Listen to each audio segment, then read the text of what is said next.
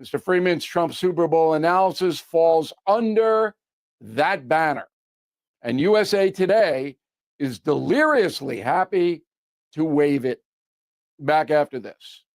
Ivermectin. It's a name you've heard before, but getting access can be a hassle. That's why you need to check out All Family Pharmacy. They're a licensed pharmacy in Florida, providing ivermectin and other hard-to-get meds. They take care of the prescription and ship it right to your door. You can even stock up in bulk. Please visit allfamilypharmacy.com/Bill. Use code BILL10 for 10% off. Be proactive. Being prepared isn't just a luxury anymore. It's a necessity. That is the Morning O'Reilly Update. More analysis later on. From the Michaels Flooring Outlet Weather Center. Rain on track for Saturday, but first we get Friday rolling with some sunshine and dry weather. Clouds gradually take over today. Today's high 43. Some cold drizzle this evening and tonight down to 34 for the low. And then cloudy with showers around Saturday morning into the early afternoon. 45 for the high. Then it's dry and colder for Sunday, a high of only 38. And yes, we are still watching for a couple of rounds of snow next week. That's your first alert forecast. I'm meteorologist Matt Chambers. I heard the call to serve, so I answered. I earned a title and discovered my purpose. I found belonging, an unbreakable bond with my fellow Marines. We fought to overcome adversity together in defense of our nation and its people. I've lived a full life, rich with meaning. And even though I no longer wear the uniform, I am still a Marine.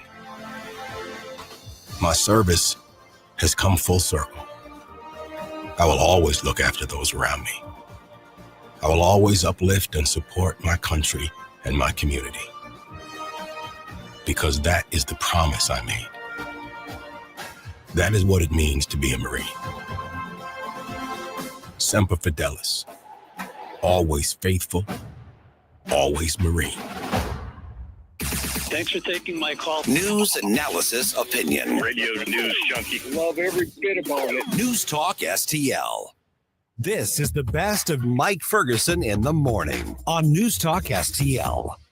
I'm joined now by Levi Hart from Reach Reproductive Health Services back in studio. Good to see you again, Levi. So there was, let me start with a clarification type thing, because you were on, I don't know, a month ago, something like that. Yeah. And we're talking about the new Reach Reproductive Health Services, which is a new organization that's put together to fill that void of the pregnancy resource centers, to fill that void of giving women in vulnerable situations the options. So we're talking about stuff that's been provided by other organizations in the past, but obviously, infamously, Thrive has had a lot of problems within their internal stuff that's going on, which has really harmed their ability to serve.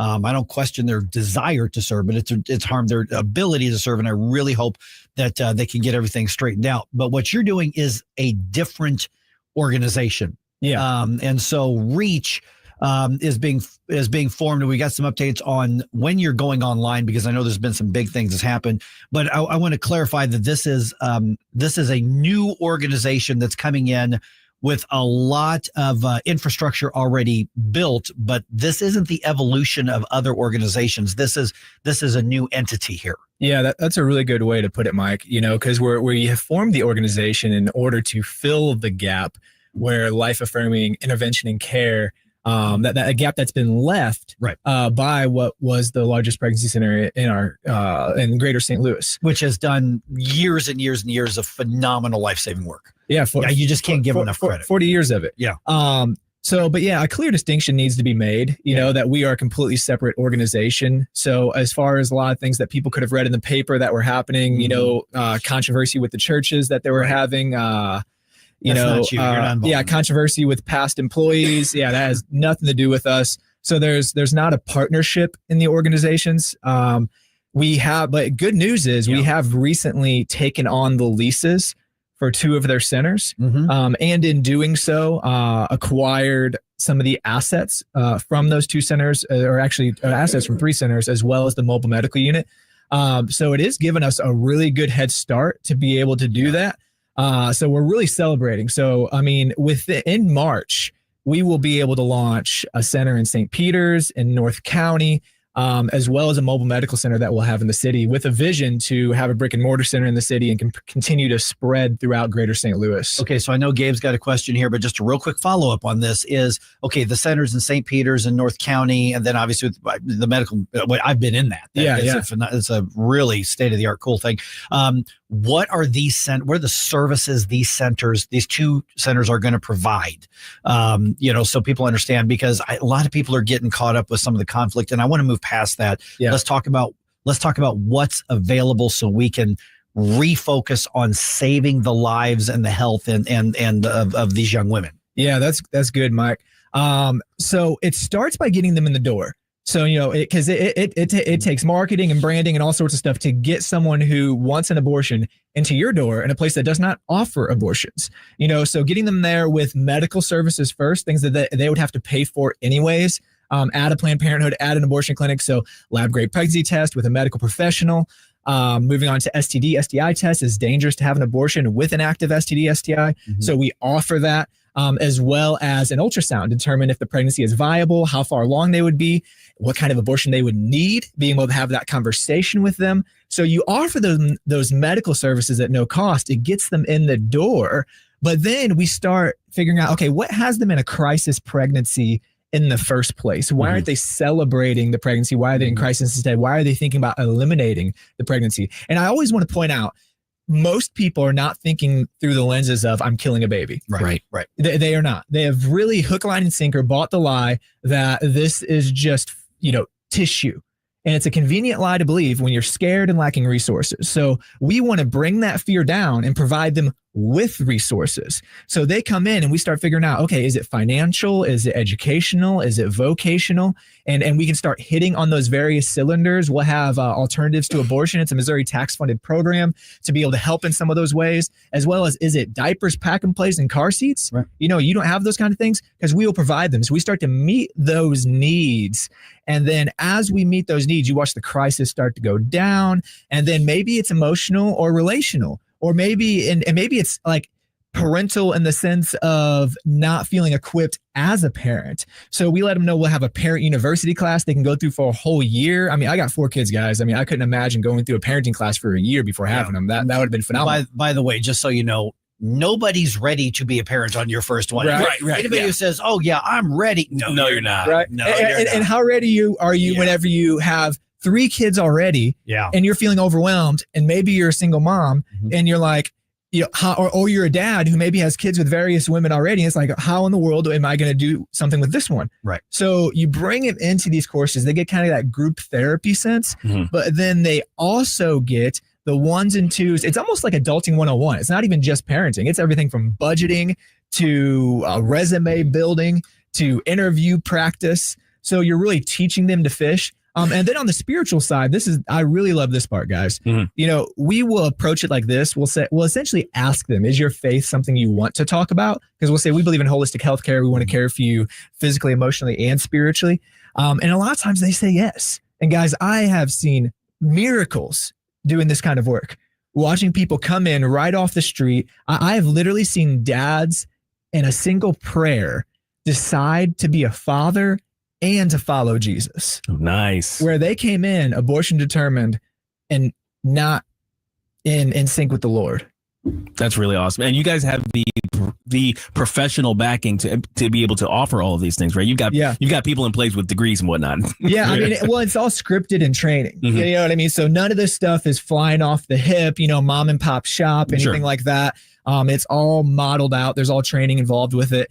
But we're talking about medical professionals as well as those. Yeah. Oh yeah. So you have nurses, and then we have medical directors that are both doctors. We have Dr. Kent Suter, Carolyn Martin, both on our board. And they are also overseeing doctors. But then we have nurses in practice. But our patient advocates don't necessarily have to be medical when they're having those initial conversations, kind of like an intake person. But yeah. So all medically trained as well as far as the nurses and the medical staff. We're visiting with Levi Hart from Reach Reproductive Healthcare Services. Make sure I get that. Yeah, right Reach here. Reproductive Health. Okay, so we understand that there's a void in these services right now. I mean, it takes time to get stuff up and running. However, the fact that we're talking weeks now, especially with the assumption of these leases of these particular facilities as well. So what's kind of the timetable that we're looking at? And I want to just drive the point home that not only do we need to fill that void, but at the same time, we've got a lot of catching up to do, because my fear and my heartbreak is that because of the way things have fallen apart in St. Louis, that there have been lives lost. Yeah. I mean, past tense, we can't get them back. We have had lives lost. So when do you go, online? What's the best guest plan right now? Yeah. And then if people want to be involved, we've got some ground to catch up. Yeah, absolutely. So we are aiming to launch in March, which is amazing because we incorporated in November. So what's really beautiful about this is there's a lot of support that is transplanting, because there's a lot of people that still want to see this work move forward. People that had supported Thrive decided to step away from that. And they're like, okay, a brand new organization that wants to do the same work. But then transplanting all that support is giving us a great opportunity to be able to launch hard and fast and well. So March is what we're looking at. We got a lot of work to do, between now and March, because that is soon approaching. And I mean, support wise, our partner page is up. You will not be able to find our patient page yet. It has not been put out there or advertised yet, but that'll be happening really soon. We've been working with a branding team to get everything together. But outreachforlife.org, that is our partner site. So if you hop on there, you can figure out how you can pray for us, how you can volunteer with us. We have an interest meeting coming up on February the 15th. I was about to ask you about that. Yeah, all these News Talk STL listeners, you guys are invited to come to that. If you go on our website, outreachforlife.org, you'll be able to RSVP and see where it's at. St. Paul's E-Free Church, 10 a.m. They've graciously offered to host. And I'll be speaking, but we're going to have a panel with our board because we really want to have a lot of transparency here. Like, hey, and there's a lot of people hurting. Yeah. We were just talking, and I'm sorry to jump in. Yeah. But we were just talking. I hate this. I mean, news talk, you inherently deal with situations where people are in conflict over ideas, over politics, over policies, over culture. And we try to do that in a healthy, fun, even entertaining way. I hate this. I hate the fact that there is so much conflict and hurt that's happened throughout the pro-life movement, especially when there was such an effective organization. Yeah. I hate it. We need to move past it for the simple reason is that we have lives to save. I agree, Mike. And at this interest meeting, we totally recognize that addressing some of these hurts in the first place, because as much as we are transplanting a lot of support, a lot of these people that want to bring their support are also carrying the hurt from what they recently experienced with the organization that they were supporting. So we're going to have a very open Q&A with our board to be able to talk about as much as we can talk about as far as just as a new org. And it's like, hey, here's what we are doing. We are sorry for what you have experienced, but here's our mission. Here's our vision. Here's how you can plug in. Here's how we're going to do things differently. Here's how our culture is going to look much different. And we believe that we are going to see a lot of parents empowered and a lot of babies saved. Because I'm telling you, as we sit here, there are men and women that are ready to go get an abortion that need to be reached. Yeah. And a very, very giddy Planned Parenthood. I'm excited about the dysfunction that's happened. And so the other part of this, let me ask you this. You've got a meeting you got to run to, right? And if I got to hop on the phone on my way home, I can too. Okay. All right. So let's do this, because I know we're about a minute or so heavy on this. Let me start there in just a minute, if you've got a few extra minutes after this, Levi, because I've got some thoughts on this, because I think with that hurt that you're talking about, there's a lot of people who are just simply saying, I invested so much in the Pregnancy Resource Center, in all of this work in St. Louis. Was it for naught? Did it go to waste? And I'm gonna make the argument, no, it did not. Oh, you're right. You mentioned, I want to follow up on this, and I think it's so spot on, Levi, is that there are people who are hurting not just because there is a massive void in the in the outreach to women. I'm not talking about the politics. I'm not talking about the Republicans or the Democrats or the state representative. I'm not talking about any of that. I'm talking about the 15, 17, 22, 28-year-old woman who's scared to death, doesn't know what to do, and gets something in social media from Planned Parenthood, says, come kill your baby. Yep. Your life's going to be great. And all those lies that come through that. But there are people who have been giving, and maybe they've invested in, maybe they volunteer, whatever, but they've been giving for years and years and years to thrive, which is still, I guess, on paper operating, but it looks like if they're doing any services right now, it's very, very limited. If they're able to put things back together, okay, that's great. But right now they're not there. From what I've seen, they said they're going digital. Yeah, they're going digital. Right. So the services actually being provided are just nil. They're just not there. I mean, as far as like the medical services, they don't exist right now. Yeah, as far as the groundwork in Greater St. Louis, that is largely ceased. Other than I think they mentioned that they'll be able to offer diapers and whatnot for those who have already chosen to parent. Which is great, which is fantastic. But here's the thing, as you mentioned, the hurt a lot of people are feeling, because there are people who have for 1 year, 5 years, 10 years, 30 years, 40 years. They have donated, they have invested, and they may be tempted right now to say, that was all for nothing. Yeah. No, it was not. Your work with them saved lives for a long time before things fell apart. Thrive was easily the most effective pregnancy resource center I have ever seen in my 30-some year professional career. It's obviously, it's really sad where things are right now, but you did not waste your time or your money with that. Yeah. Now, a lot of people have stepped away. I would argue for good reason. I think, I hope I've got a good relationship with people who are still over there. But the reality is that there's a void, and all of those donations and all of those work and all the investments you made allows this work to continue, even if it's with a different organization. Yeah. Yeah. And I definitely want to speak to those who supported Thrive over the years. So lives were saved. Parents were empowered. I worked there for 5 years. I saw it happen and saw miracles. I believe in the work I was doing. And I still believe in the work I did. And all those who were doing it and a part of it. So one, that matters. And two, the reason why Reach Reproductive Health is able to launch as hard and fast as we are is because we're not starting out just like a new organization. It's because of all that church support and so many donors and staff and volunteers that have the same mission in mind. And for them, it's not about a name brand or a particular organization. They want to see the work continue. Right. So, and because there's so many of those people, that's where your investment has not gone to waste. We're able to launch as hard as we can because of your investments that were already happening. Right. So it is the legacy. Mary Nelson, who started Thrive, over 40 years ago, it's that legacy is the reason why Reach will be able to launch hard and fast and continue well into the future. Yeah. The leases that you're taking over, the equipment that's there, all of that was from those initial investments, right? Yeah. And now going forward, we're definitely going to have to keep that going, right? In order to keep your doors open. Yeah, absolutely. So, we took over leases. We got various furnishings and whatnot with that, including a mobile medical center. And those things are because donors that were given to Thrive at one point made it happen. Now again, completely separate organization. There's no partnership or coordination going on here. So we don't. You made a contract. Things. You did a business deal. You assumed. Good way to put it. Yeah. You assumed their leases and assets. Yes.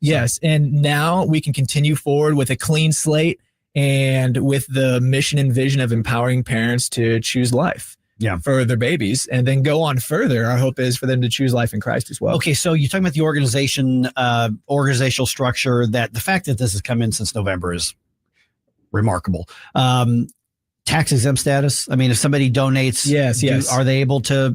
Yeah, so we're 501c3. Let me tell you a miracle, Mike. Yeah. We sent in our 501c3 letter, to get it applied. Came in 2 weeks. Oh, wow. That never happened. Oh, it was a miracle. That never happened. Our attorney was telling us he had clients waiting for 9 months. Yeah. Oh, yeah. So complete miracle. So yes, all tax deductible.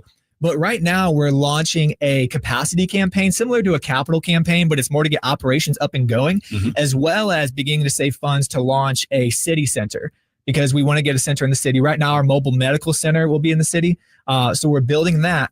But what we're doing is gathering pledges until July 1 rather than, I mean, if you want to give a donation now, amen, please do so. But we will have our 70% Missouri state tax credits July 1, because that's how the state does it. They do it every fiscal year. And since we're a brand new organization, we don't have the rollover. So it's starting July 1. So let me clarify. So you make a pledge to donate between July 1st to December 31st. Yes, like half of the year. That's how that 70% tax credit kicks in. Yes, because it won't be retroactive. Like everything would be tax deductible right now, but if you want that 70% tax credit, so say you want to pledge $10,000 right now, which we've had actually come through on News Talk. Right. Nice. We had a segment one day, and I That's found right. out while I was at Thrive, like, wow, $10,000. That's awesome. And saved a lot of lives. Oh yeah. Yeah. So say someone pledges $10,000 right now after July 1, anytime between then and, December 31st, that they give it, then they would have $7,000 wiped out of their tax liability. So it's not even just a deduction; it's a straight credit. It's a straight credit. Yeah.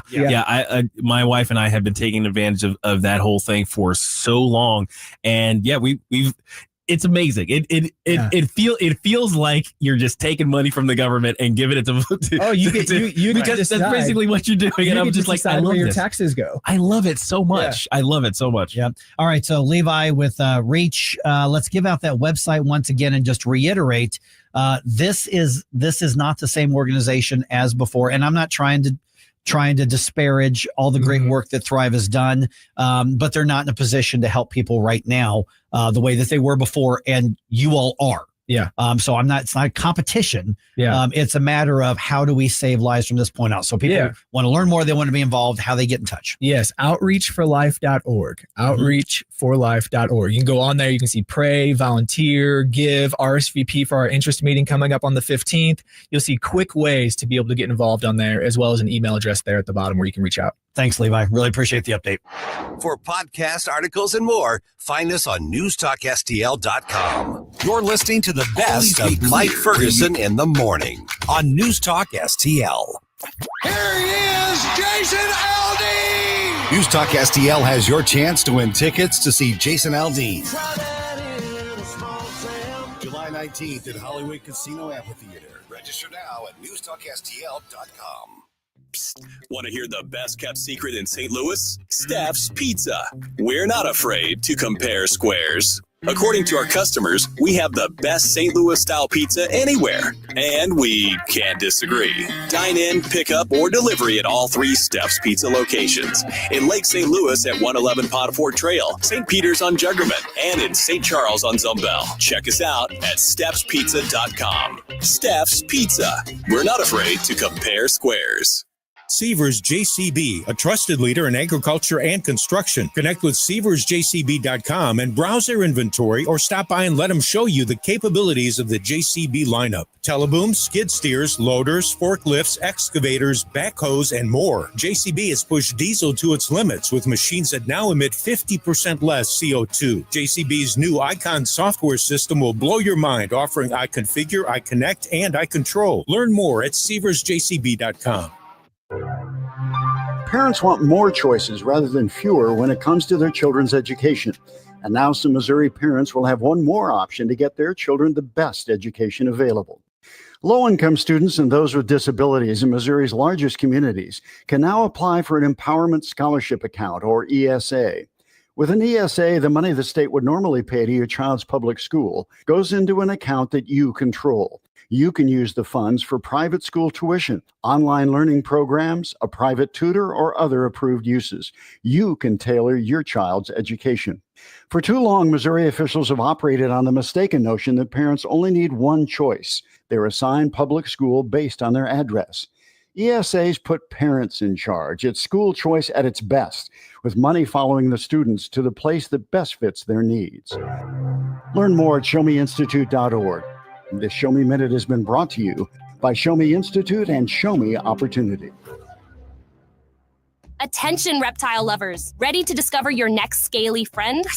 Welcome to the Show Me Reptile Shop, your ultimate destination for fascinating reptiles and exotic pets, with 3 convenient locations in Troy, St. Peters, and Springfield. We have an amazing selection of snakes, lizards, turtles, and more. Whether you're a seasoned herpetologist or a curious beginner, we've got the perfect pet waiting for you. Show Me Reptile Shop. Visit us in Troy, St. Peters, or Springfield, and online at showmereptileshow.com.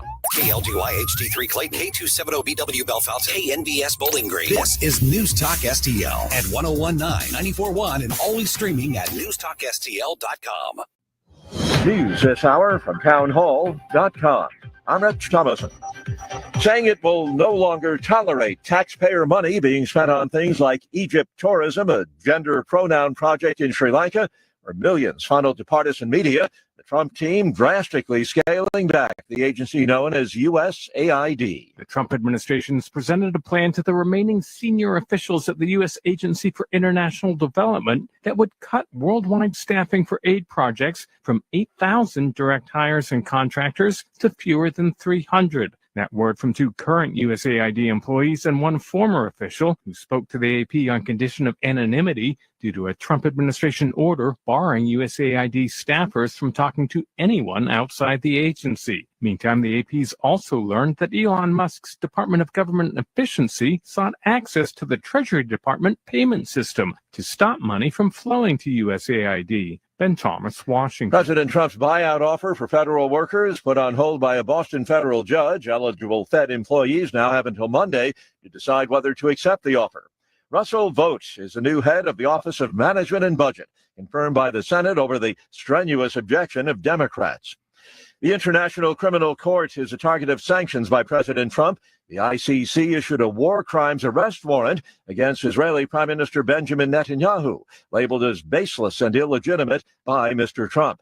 In what appears to be an about-face, the Iranian supreme leader is now rejecting engaging in nuclear talks with the U.S. There were 10 people on board the small plane that's disappeared off the western coast of Alaska. A search is underway. Limited visibility, heavy snow at the time the aircraft vanished yesterday afternoon. Watching Wall Street, the Dow futures are up 45 points. NASDAQ futures down 2 points.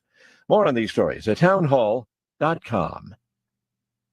Heard me talk about Relief Factor and how so many people enjoy a better, more pain-free life because of it. If you're dealing with everyday pain, it makes sense you'd want to try it first. Well, Relief Factor makes that pretty pain-free too with their 3-week quick start kit for only $19.95, less than $1 a day. Relief Factor is a daily supplement that fights pain naturally. Relief Factor doesn't just mask pain temporarily, it helps reduce or eliminate pain. Visit relieffactor.com or call 1-800-4RELIEF, 800-4RELIEF for Relief Factor.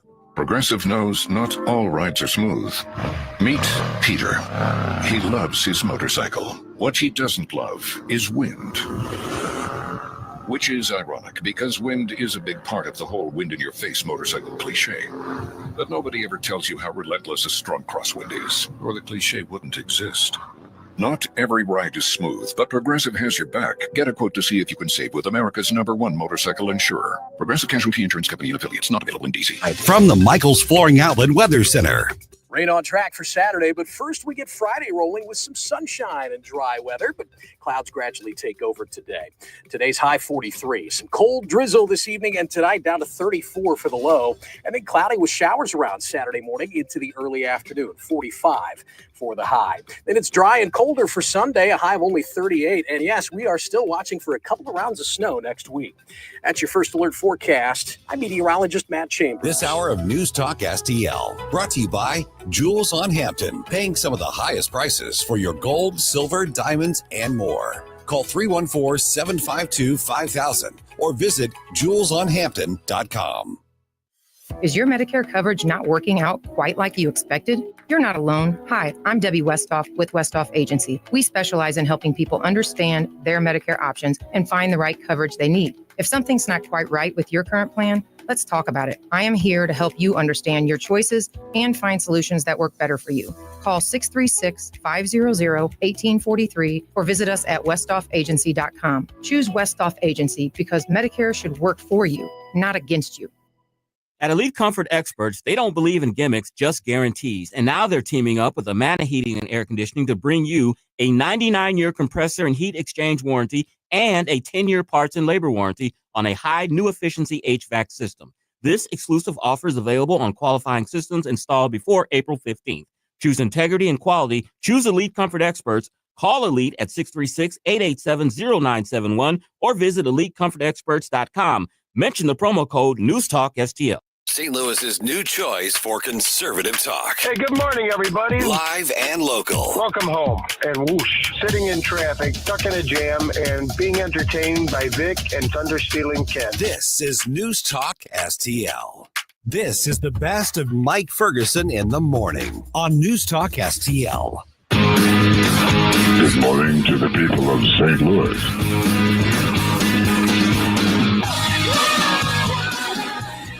All right, some St. Louis County bureaucrats want to block a vote on who gets to fire them.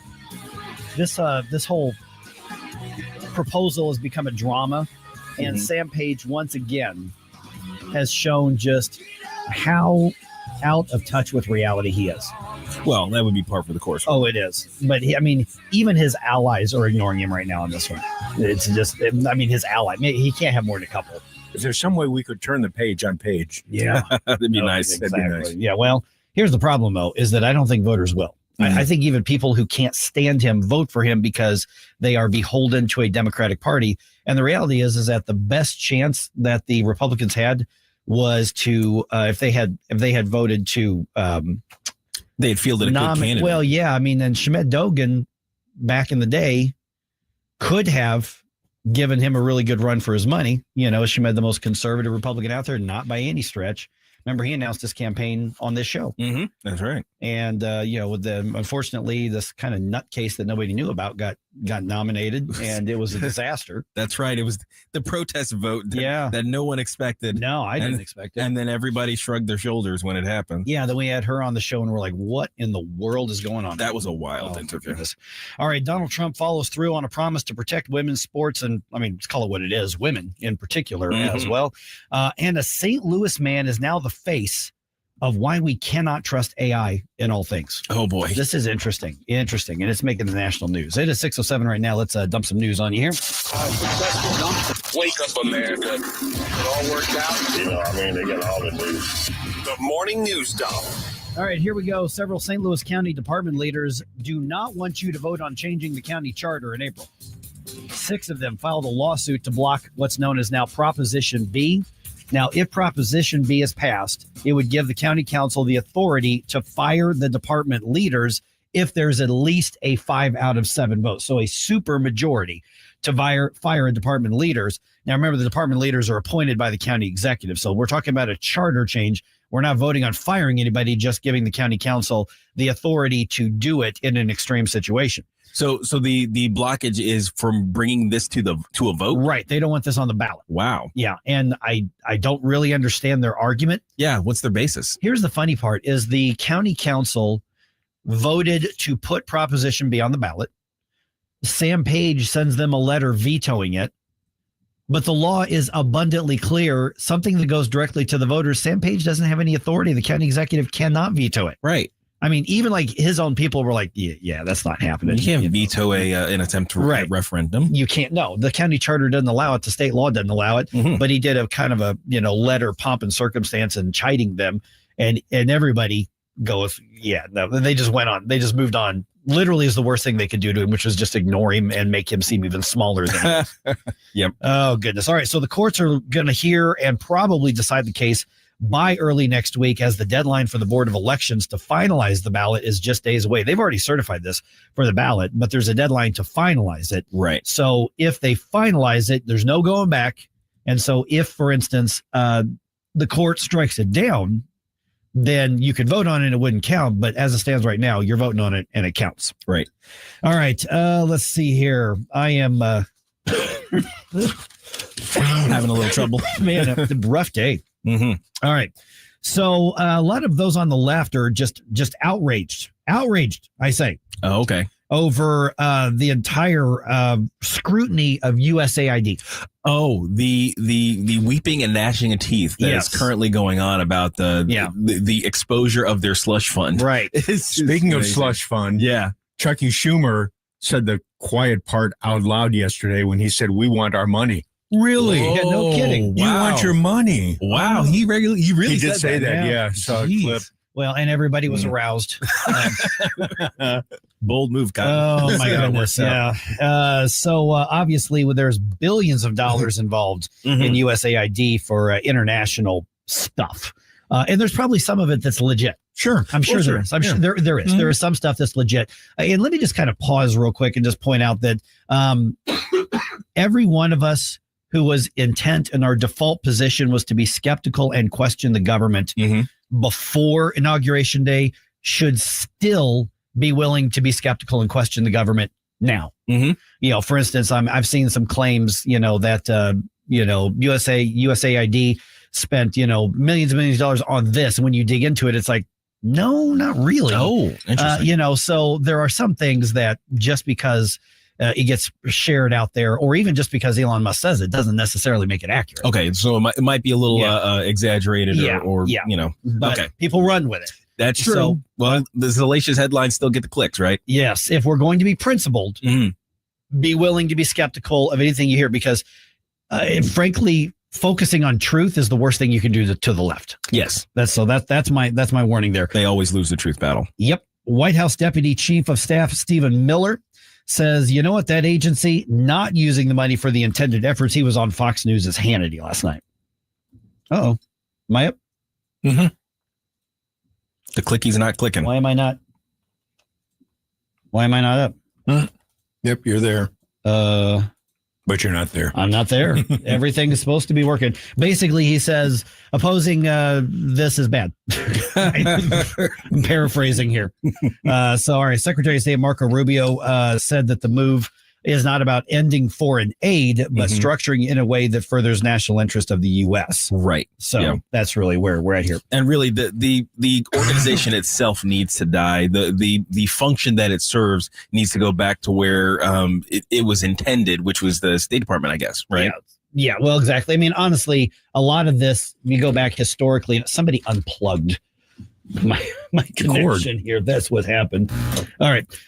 So yeah, I mean, and honestly, some of this has been used to destabilize our opponents. Right. So well, So it's been sketchy tactics. It's a way to launder sketchy tactics. Yes, absolutely. And in doing so, you can do a whole bunch of other things that are completely unrelated and ideologically driven and actually not in U.S. interest, because, your requests for payment are never denied by Treasury. Right. Yeah, precisely. And so what's happening is the sunlight is getting exposed on there.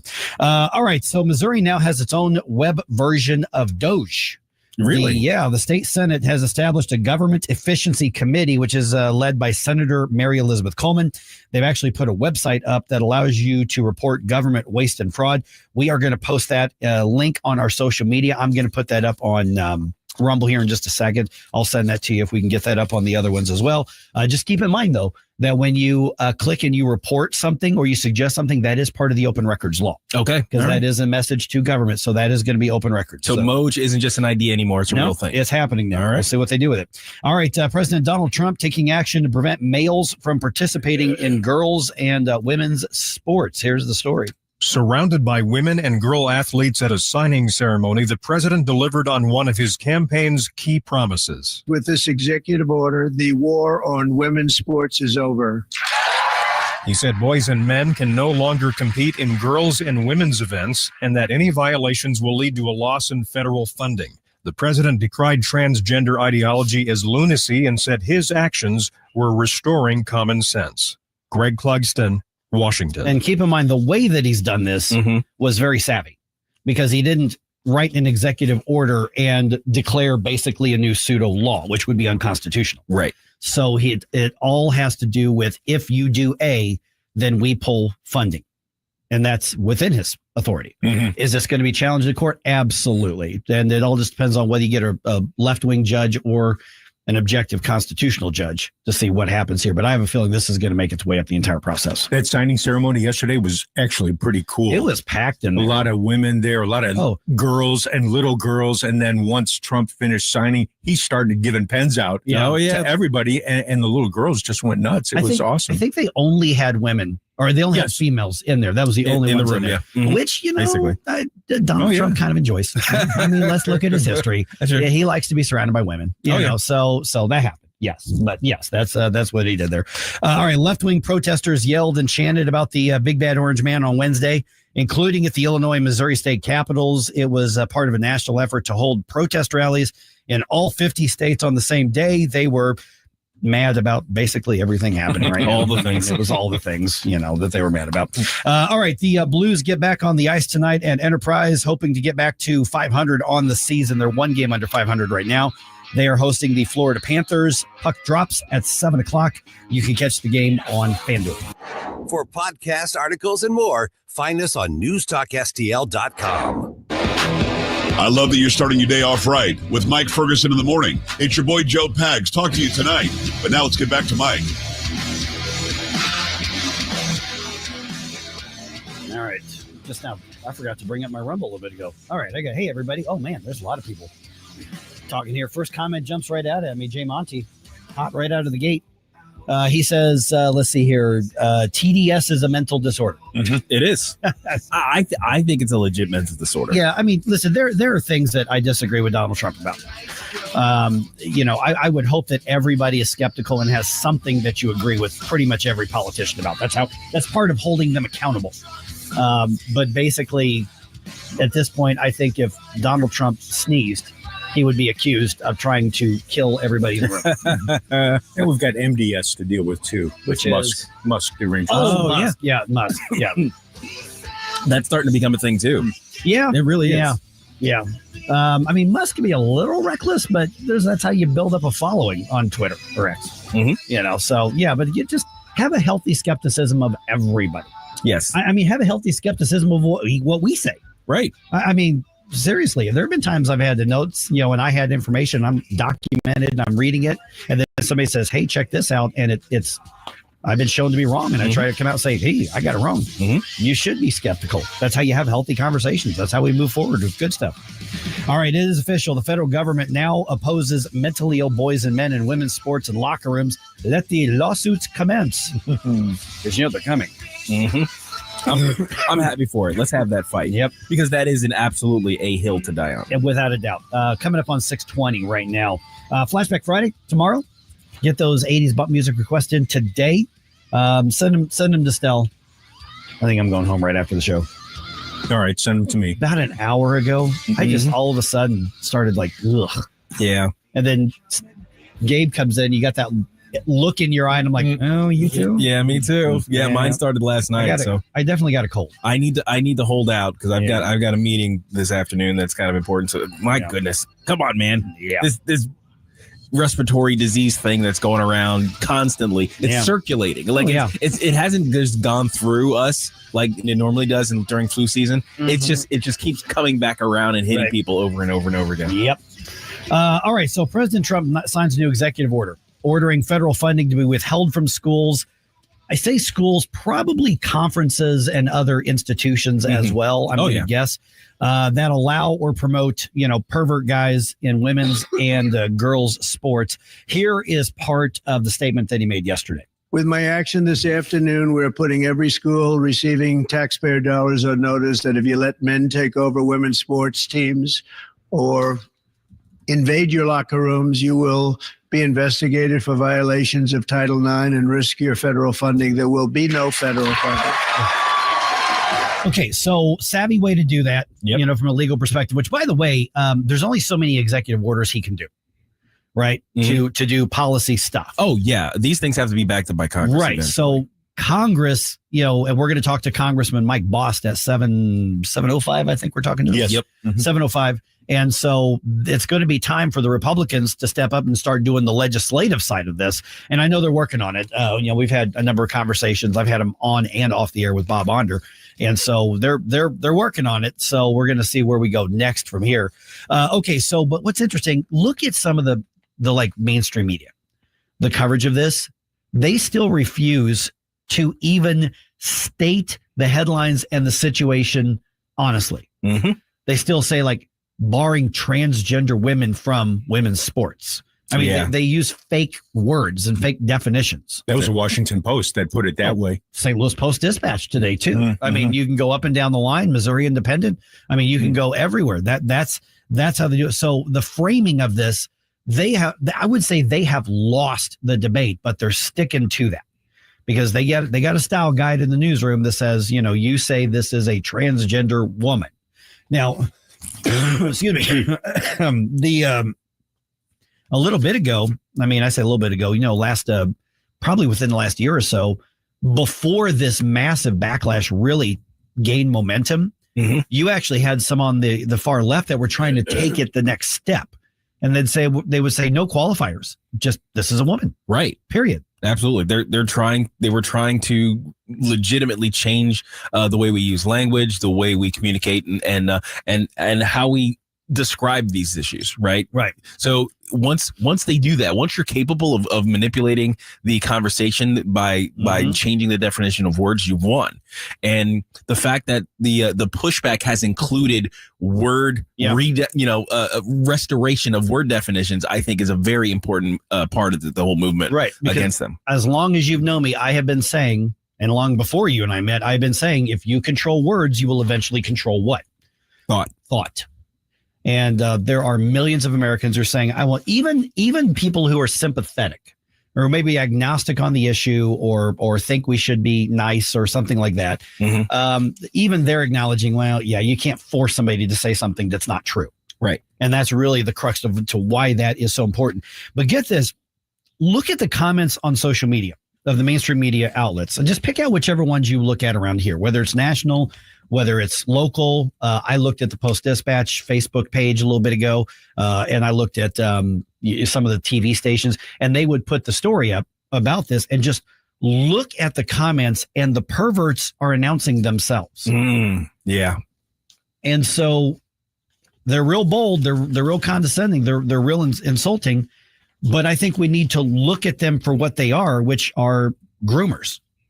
Absolutely. And I think we need to take that hardcore stance because there is so much at stake. There's no middle ground here. Again, you become an adult. You want to make a bad decision and harm yourself. You want to even mutilate. Listen, don't expect me to pay for it, but you're free to do whatever you want, and I will defend your right to do that to yourself, even though I will do everything I can to talk you out of it.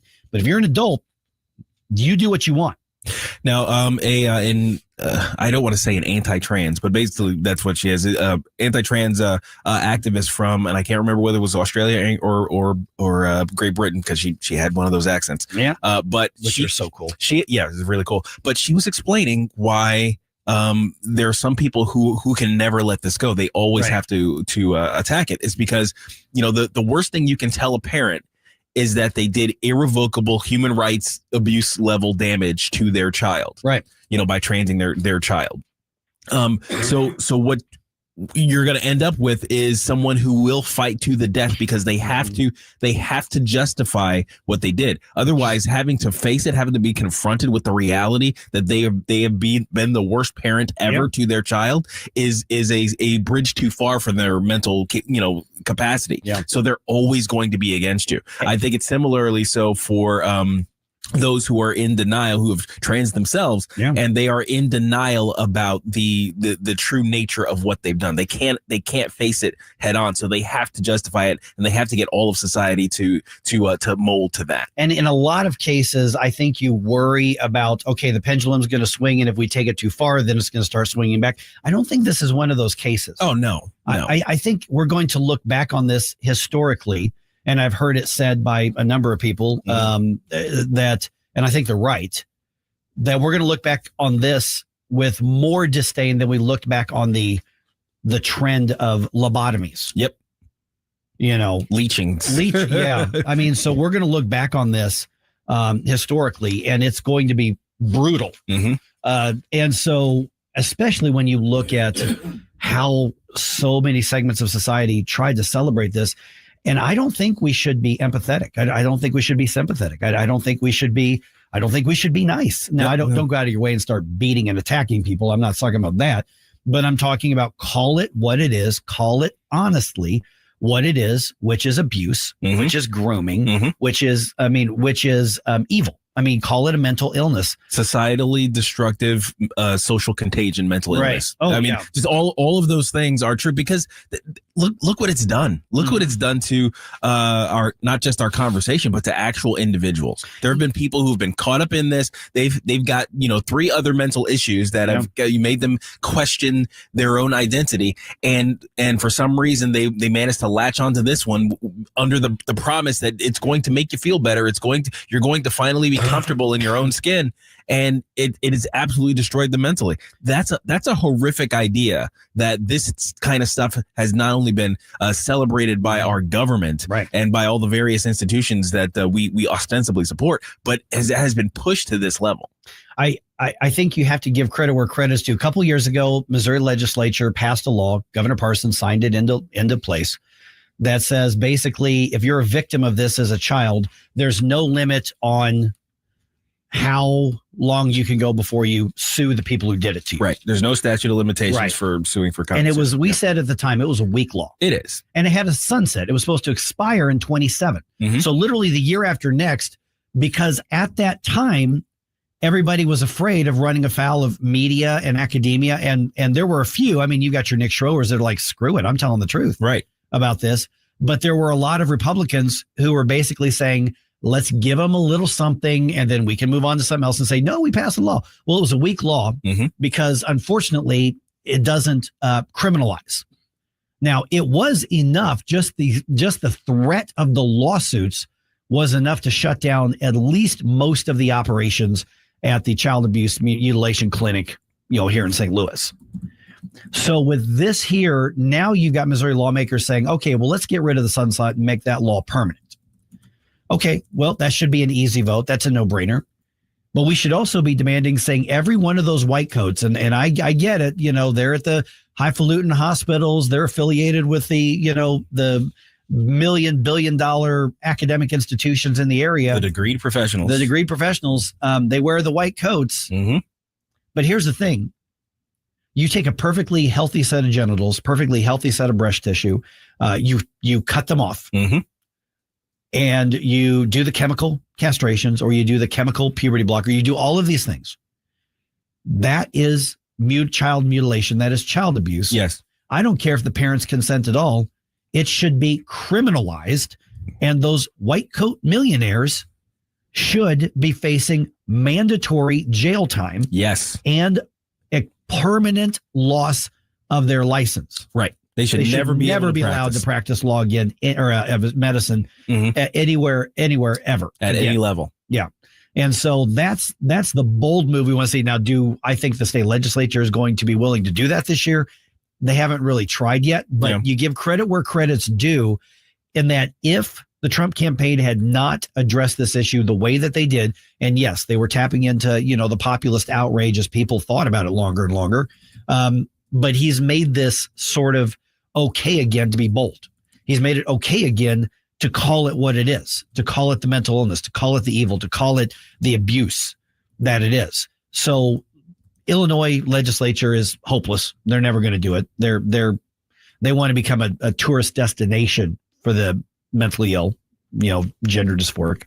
But when it comes to the Missouri side, if the bill were there, the votes would be there. So are we back to leadership saying, I'm not messing with this? You should strike while the iron is hot, pass the most stringent law possible, and make it very, very clear you're going to jail. Andrew Bailey will defend that in court when it's challenged. And it is. It's not of care. It's not gender affirming anything. It is abuse. It is mutilation. And you don't need a medical degree to say chopping off a young boy's stuff is abuse when it's healthy. Now's the time for bravery. It is. Now is the time for bravery. All right, just ahead here. Anybody here like DEI? Nah. No? You sure? No? I'm sure. Positive. Okay, all right. We just want to double check. Then you should really be on board with the plan to eliminate the Department of Education. We're going to go into some of the details on that right around 6:35 here. 1019-94.1 News Talk STL. For podcasts, articles, and more, find us on newstalkstl.com. All right. Ready for DEI to be wiped out of government? Yes, please. At least. Again, let me just double check. You guys didn't think about your answer. Didn't change my mind. Okay, you didn't change your mind. No. All right.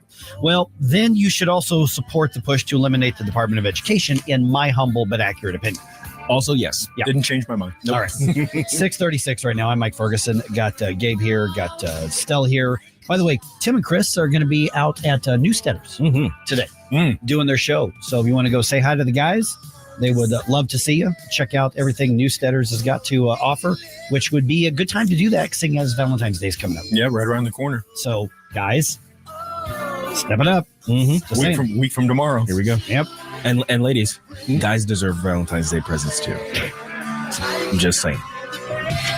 That was I have a feeling that was for a woman named Jack. Gentle reminders are valuable. We are now joined by Professor Nicholas Giordano from Campus Reform, among other organizations as well, where he's the higher education fellow. So Professor Giordano, who's been on the show before, is also a professor of political science at Suffolk Community College in New York. And Nicholas, great to chat with you. You've got a couple of different things that you were mentioning here. Obviously, we have the controversy over, DEI sort of mandates and trainings and education. And a lot of people look at the Department of Education as a separate monster to tackle, a separate goal to achieve politically. You're saying we've got millions of reasons why these are connected. Kind of explain that for me. Yeah, well, at Campus Reform, we just reported out how the Department of Education spent $200 million taxpayer dollars for counseling programs on microaggressions, whiteness, white privilege. And when you look at the money that has gone into the DEI industrial complex, particularly in higher education, you're talking about well over $1 billion a year funding this beast. And even the it's not just the Department of Education, the National Science Foundation, their grants, 0.27% used to go to DEI in higher education. Under the Biden administration, that went all the way up to 27% of DEI grant funding went to higher education from the National Science Foundation. So it's the entirety of government, but the Department of Education is interesting because I'm hearing today more people outraged at the possibility that we're going to shut down the Department of Education than they are of the National Assessment for Educational Progress's report that we now hit the lowest levels once again when it comes to student proficiency. Students cannot read or write at grade level. 12th grade textbooks are written at the 7th grade reading level. You have only 14% of students that are proficient in American history. I mean, the entire education system just completely collapsed. 37% of graduating seniors this year will be able to read, write, and do math at the college level. Over 60% of students entering college have to take at least one remedial course. Yep.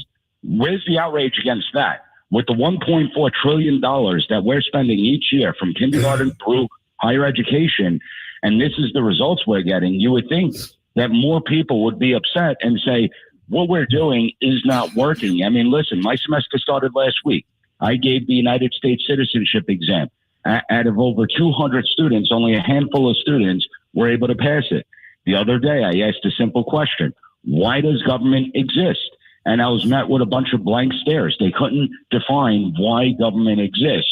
So I would think that there would be more outrage to that than there would about closing down DEI departments or shutting down the Department of Education. Okay, so just to clarify here, you said that now the money being spent on DEI initiatives federally is now over $1 billion with a B, $1 billion? Well, state and federal. Okay. So if we look at the state, so Michigan State University has spent over $250 million in DEI education over the course of the last 4 years. So it's combining the state and the federal. It's over $1 billion.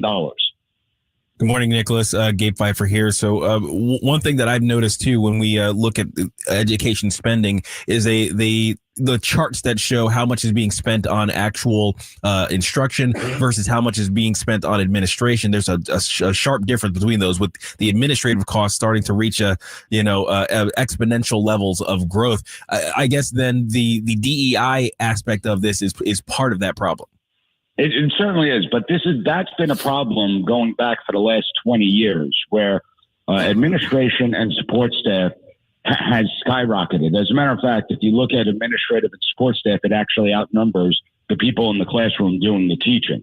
And so go before that period, we didn't have as many administrators, and yet our education system was actually doing better than it is today. We're seeing this across the board. Administrative staff has increased 90, 100% in some places, whereas the teachers has declined. I mean, I know at my college, the full-time tenured professors has declined by like 40%.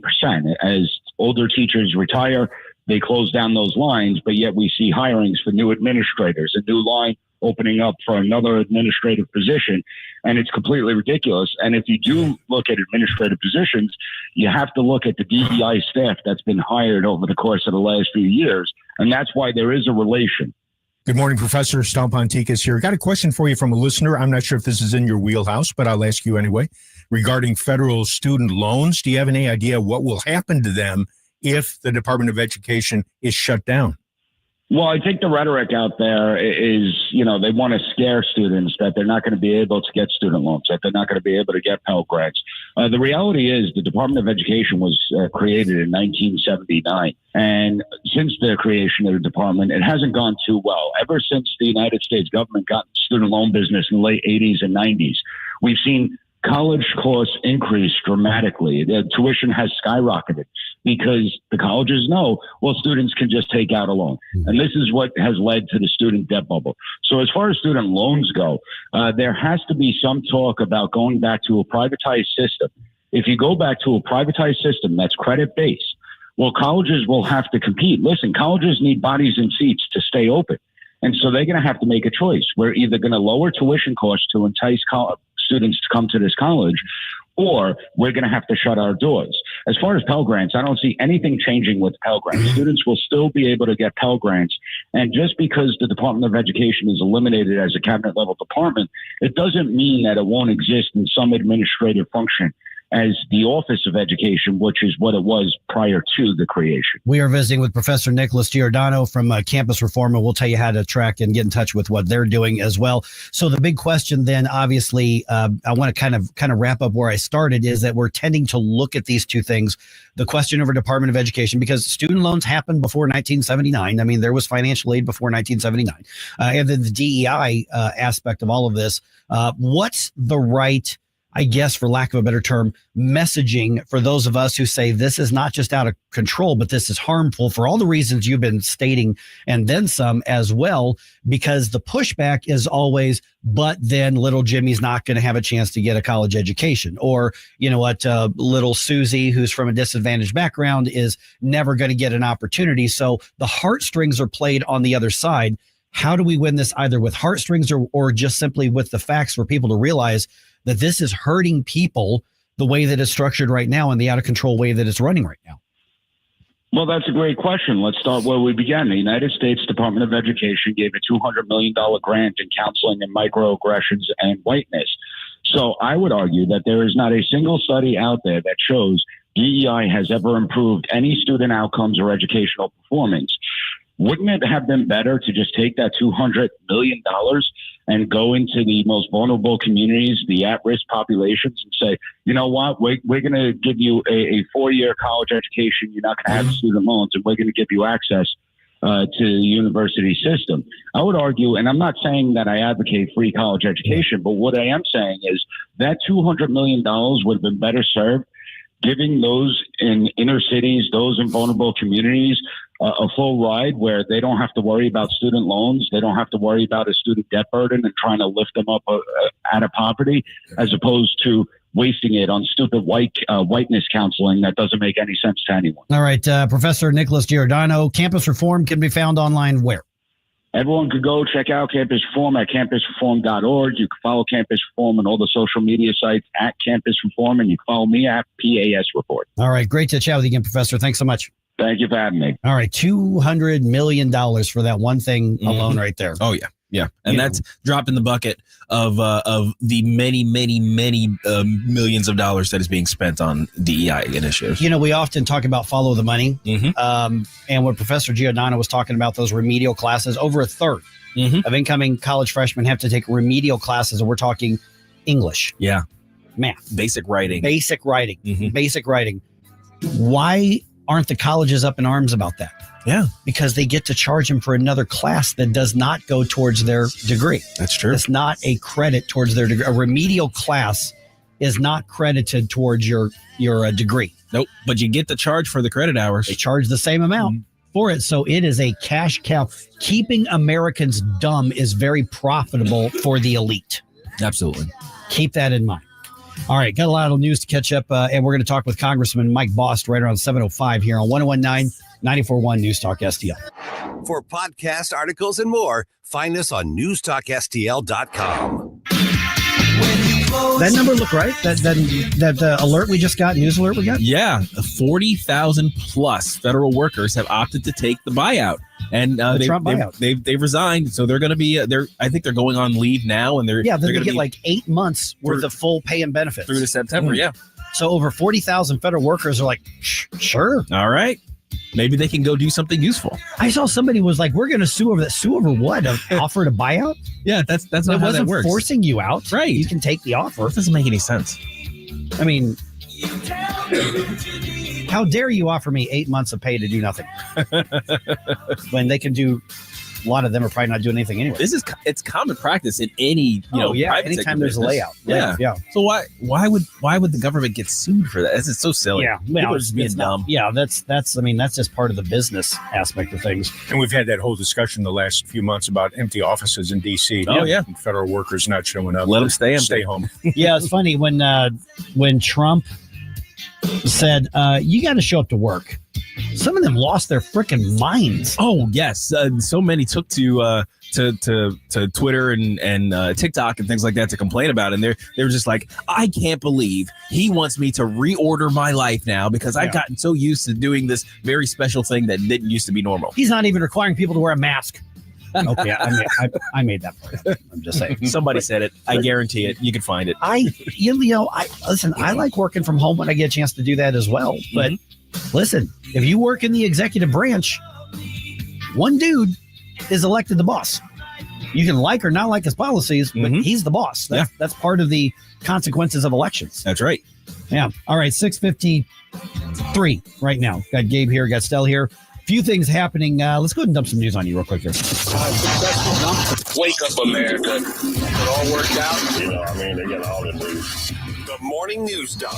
Okay, I want to talk about this in more depth in the 7 o'clock hour. Several St. Louis County department leaders do not want you to have the chance to vote on a proposed amendment to the county charter in April. They're like, block this. No, don't do it. Yeah, I'm not sure they can do that. Yeah. So 6 of them filed a lawsuit to block what is going to be known as Proposition B.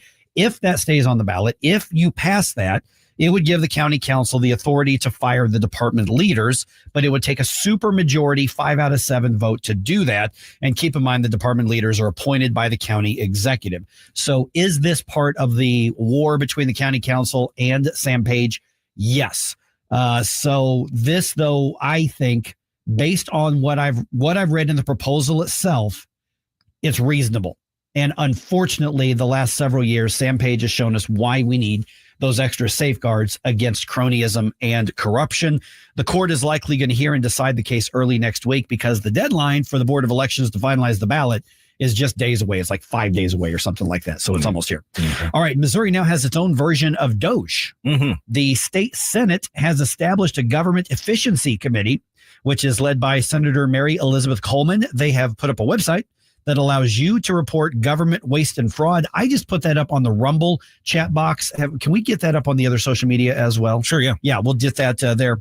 But keep in mind, when you send in a notice saying, hey, here's waste right here, here's fraud right here, here's something doesn't, that actually does become an official government record, and it is subject to sunshine laws. But if you're exposing waste and fraud, you should be really proud of that. All right, see what else is going on here. Okay, maybe some of the biggest news today. Let's see here. President Trump taking action to prevent males from participating in girls or women's sports. Here's the story. Surrounded by women and girl athletes at a signing ceremony, the president delivered on one of his campaign's key promises. With this executive order, the war on women's sports is over. He said boys and men can no longer compete in girls and women's events, and that any violations will lead to a loss in federal funding. The president decried transgender ideology as lunacy and said his actions were restoring common sense. Greg Clugston, Washington. The only thing I disagree with there with the president is that the war is not over. because there will be court challenges. Now, I think he's going to win this. Oh, yeah. But it may take a little while. I wish the war were over so we could move on to other things. But everything else, 100%, I think that's correct. All right. We know that Benjamin Netanyahu has been in Washington, D.C. the last couple of days, meeting with Donald Trump Tuesday and yesterday as well. They spoke, obviously, at length about Israel and what's happening in Gaza. The president sparking some backlash from across the aisle, like Republican, Democrat alone, when he said that the United States should take over. He said develop Gaza. We're actually talking about a colonization. Prime Minister Netanyahu spoke exclusively with Fox's Hannity, saying, you know what, I kind of like the idea. The actual idea of allowing first Gazans who want to leave. I mean, what's wrong with that? They can leave. They can then come back. They can relocate and come back. But you have to rebuild Gaza. If you want to rebuild Gaza, you can't have...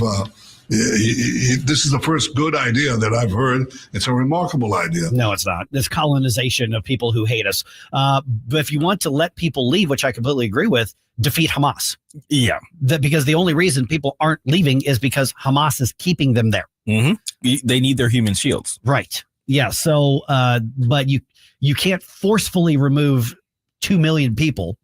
Say, we're going to rebuild your entire area. Maybe you'll be able to afford it if we ever let you come back. That's colonization of people who hate us. And that does not end well at all at any point. And it's also something our government should never be doing. I'm tired of the nation building. Yeah, let's not do that. All right. Blues get back on the ice tonight at Enterprise, hoping to get back to 500 on the season. They are one game under 500 right now. They are hosting the Florida Panthers. Puck drops on that one at 7:00. If you want to catch that game, it's going to be on FanDuel for that one. All right, Congressman Mike Bost going to be with us right around 7:04 here on 101.9 94.1 News Talk STL. For podcasts, articles, and more, find us on newstalkstl.com. You're listening to the best of Mike Ferguson in the morning on News Talk STL. From starter home to stepping stone, Mama Bear makes this journey her own. With rays that shine and care so true, your home alone dreams are coming through. Hey parents, remember when your Cubs took their first steps? Well, now they're ready for their biggest step yet, buying a home. Just like you're there to guide them, Mama Bear Mortgage is here to protect their journey into homeownership. Call me today at 314-775-1026 or visit mamabearmortgage.com. Missouri NMLS 2557717. Are you tired of hard chlorinated water drying your skin out, tasting bad, and ruining your fixtures? Jones Air and Water Treatment has a solution to this pollution. Our Hydratech H2O leaves you with great tasting, soft water at all fixtures in your home with one unit. Call Jones Air and Water at 636-899-1040 or visit us on the web at joneswater.com. You can be a filter or buy a filter. Jones Air and Water, 636-899-1040 or joneswater.com on the web. Call us now. Stumped on the perfect Valentine's gifts? We've got you covered. News Talk STL wants to help you paint the town red with your special someone. Enter our Valentine's contest at newstalkstl.com, and you can win an incredible prize package from the area's finest. Don't let Valentine's pass you by. Visit newstalkstl.com to register now. Brought to you by Jules on Hampton, Trolley Stop Bakery, Patricia's, and Viviano's Festa Italiano. Sundays at 5 on News Talk STL. All your hard-earned tax dollars and mine are going to fund illegal aliens who come across the border penniless, jobless, skillless, and they're given a cell phone, an identity, and a cash stipend every month. Mark McCloskey on fire. That beats your Social Security income if you should have the good nature to work your ass off your whole life and retire. Mark McCloskey on fire. Sundays at 5 on News Talk STL. Brought to you in part by Modern Weapon Systems in Fenton. This hour of Mike Ferguson in the Morning is brought to you by Stifel. Request a portfolio review from your Stifel financial advisor at stifel.com. That's STIFEL.com. From the Michaels Flooring Outlet Weather Center. Rain on track for Saturday, but first we get Friday rolling with some sunshine and dry weather, but clouds gradually take over today.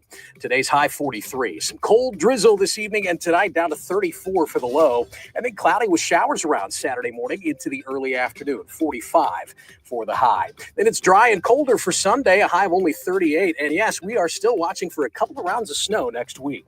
That's your First Alert forecast. I'm meteorologist Matt Chambers. Hey, Colombo here for Intervine, a great local company that has customers all across the country due to the quality of their products. Intervine has the best flashlights, lanterns, headlamps, and even batteries, including the new Monster 2000 Lumen waterproof lantern and the Sentinel 2000 self-defense flashlight. Our home and vehicles are full of great Intervine products, and right now you can shop their website and get 25% off your entire purchase just by using my name, Tony, as your promo code. That's promo code Tony at intervine.com. Getting new flooring can be exciting, or it can be a hassle. To make sure you have a great experience, use Michael's Flooring, like I did. Hi, it's Susie Moore, and Michael's Flooring has become my go-to for quality, variety, and an all-around great experience. They've been locally owned and operated for more than 30 years. Carpet, hardwood, laminate, ceramic tile, natural stone, luxury vinyl, it doesn't matter. Michael's Flooring is ready to help. 3 locations to pick from: St. Peter's, Darting Prairie, and Creve Coeur, or online at igotfloor.com. That's igotfloor.com. This is a special thank you from the David Dorn Foundation to all who made our recent Cheers and Charity fundraiser a night of pure joy. Thanks to an outpouring of generosity from Advanced Training and Rehab, Adventure Unknown in Fenton, the Arnold Police Department, and Nadine's Hash House in Soulard, we collected 1,500 toys and gift cards for families of first responders. To all who donated or attended, you are the reason this event was a success. See photos at dornfoundation.com. That's dornfoundation.com. Have you dreamt of a career as a police officer but thought your beard was holding you back? I'm Officer John Van Gordon, recruiter for the Springfield, Missouri Police Department. We've made some recent policy changes so you can still pursue your dream or serve your community even with your beard. We welcome you to apply for the Academy starting soon. You're a difference maker and a leader, and that's what we're looking for. To learn more, visit gospd.com. That's gospd.com. Brought to you by the Springfield, Missouri Police Department. The Allman Report. Hey, Friday, it's another fancy one with the great Doug Giles. It's the Allman Report on News Talk STL. Jamie Allman. Weeknights at 8 on News Talk STL. If you have a phone, you have a radio. Download the News Talk STL app and listen anytime, anywhere. Hey folks, Tim Jones here with Eric from Newstetter's Fine Jewelers. Eric, Newstetter's not one of those giant, big, sterile, big box stores, is it? Nope. Newstetter's Fine Jewelry is a family-owned local tradition since the 60s. We're a full-service jeweler that does on-site repair as well as custom creations. We don't sell jewelry. We sit and listen to find out exactly what you truly desire in fine jewelry and give you an education so you'll fall in love with your piece for a lifetime. Newstetter's Fine Jewelers at wowdiamonds.com. That's Newstetter's Fine Jewelers, wowdiamonds.com. The Herzog Foundation is the vision of its founder, Stanley Herzog, and it exists to promote quality Christ-centered K-12 education nationwide. Hi, this is Chris Stegall with the Herzog Foundation. We offer a wide variety of resources relevant to today's families, including a free online publication called The Lion. The lion is one of God's most majestic creatures, symbolizing strength and courage. Named for its attributes, the Lion publication carries articles covering a wide range of topics facing American families and culture, especially related to the education of children. The Lion can be found online at readlion.com. That's READ lion.com. Sign up for The Lion at readlion.com and find dozens of must-read articles published every day. Visit readlion.com and subscribe for the weekly and daily digests so you never miss an article. Readlion.com. That's readlion.com. Looking for a unique dining experience? Discover Affinity Kitchen, the Midwest's only authentic Uyghur restaurant, now open in Chesterfield Valley. Join us for a culinary journey through halal Chinese cuisine that's already winning hearts in New York and LA. Our locally owned restaurant brings the vibrant flavors of Uyghur culture right to St. Louis. Visit us today and receive a free eco tote bag with any purchase over $35. Affinity Kitchen, where tradition meets taste. Find us in Chesterfield Valley or online at affindykitchen.com. SR1 Sundays. Aaron Dorothy, Missouri Firearms Coalition. I want to remind you to tune in to Shall Not Be Infringed every Sunday night at 9 p.m. right here on News Talk STL. Part of SR1 Sundays at 6 p.m. it's Stand and Fight with Senator Nick Shore, followed by Straight Lines with Elizabeth Kaiser at 8. And again, Shall Not Be Infringed at 9. And download the News Talk app and listen anywhere, anytime to 1019 and 94.1 News Talk STL. SR1 Sundays. Sunday night at 6 on News Talk STL. Chris Arps here, and after Becky and I leave church on Sunday, we head down the street to Capriotti's to grab a classic meatball sub. And of course, for dessert, I get a giant chocolate chip cookie. I love Capriotti's, and you will too. On Manchester at McKnight in Rock Hill. This hour of Mike Ferguson in the Morning is brought to you by Stifel. Request a portfolio review from your Stifel financial advisor at stifel.com. That's STIFEL.com.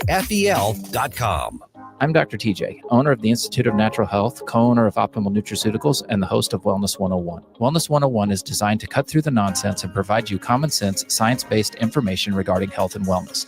On the show, we discuss topics like thyroid health, gut health, hormone optimization, and many others. Our show airs Saturdays at 10 a.m. and 2 p.m. and Sundays at 11 a.m. and 3 p.m. right here on News Talk STL. For more information, visit us at inhstl.com.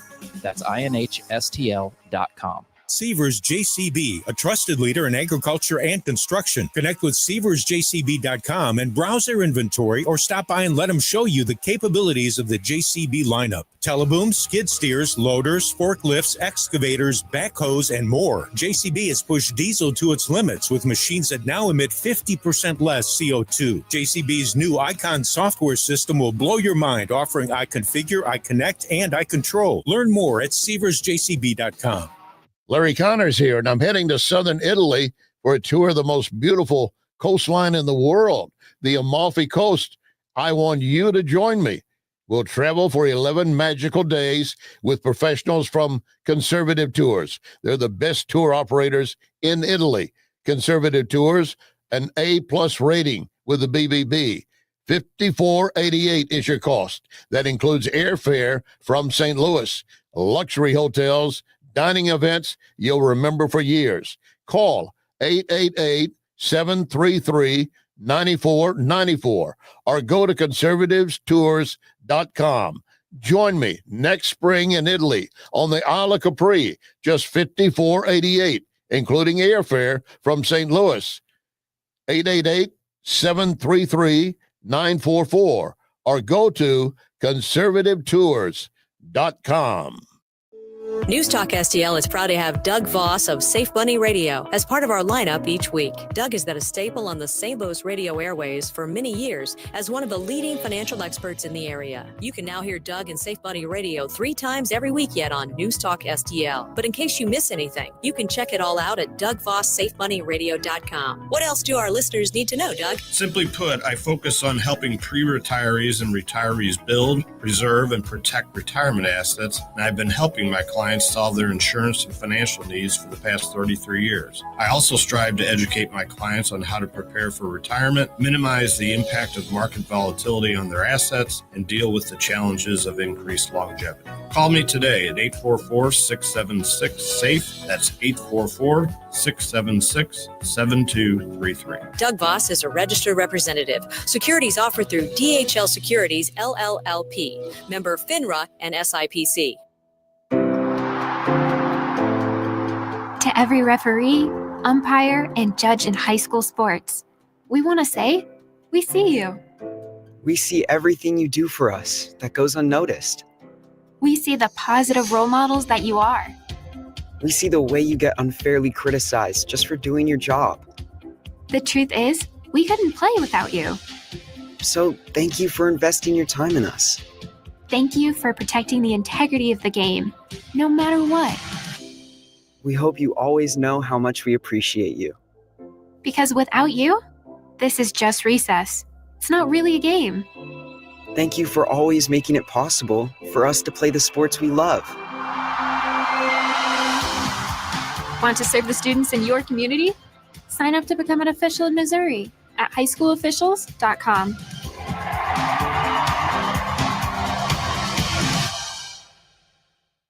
News Talk STL. You can't buy a best friend, You can love them, walk them, pet them, and care for them, whether they want you to or not. You can take a picture or 50. You can fly to the moon, travel the world, or just stay in bed. You can't buy a best friend like that, but you can adopt one.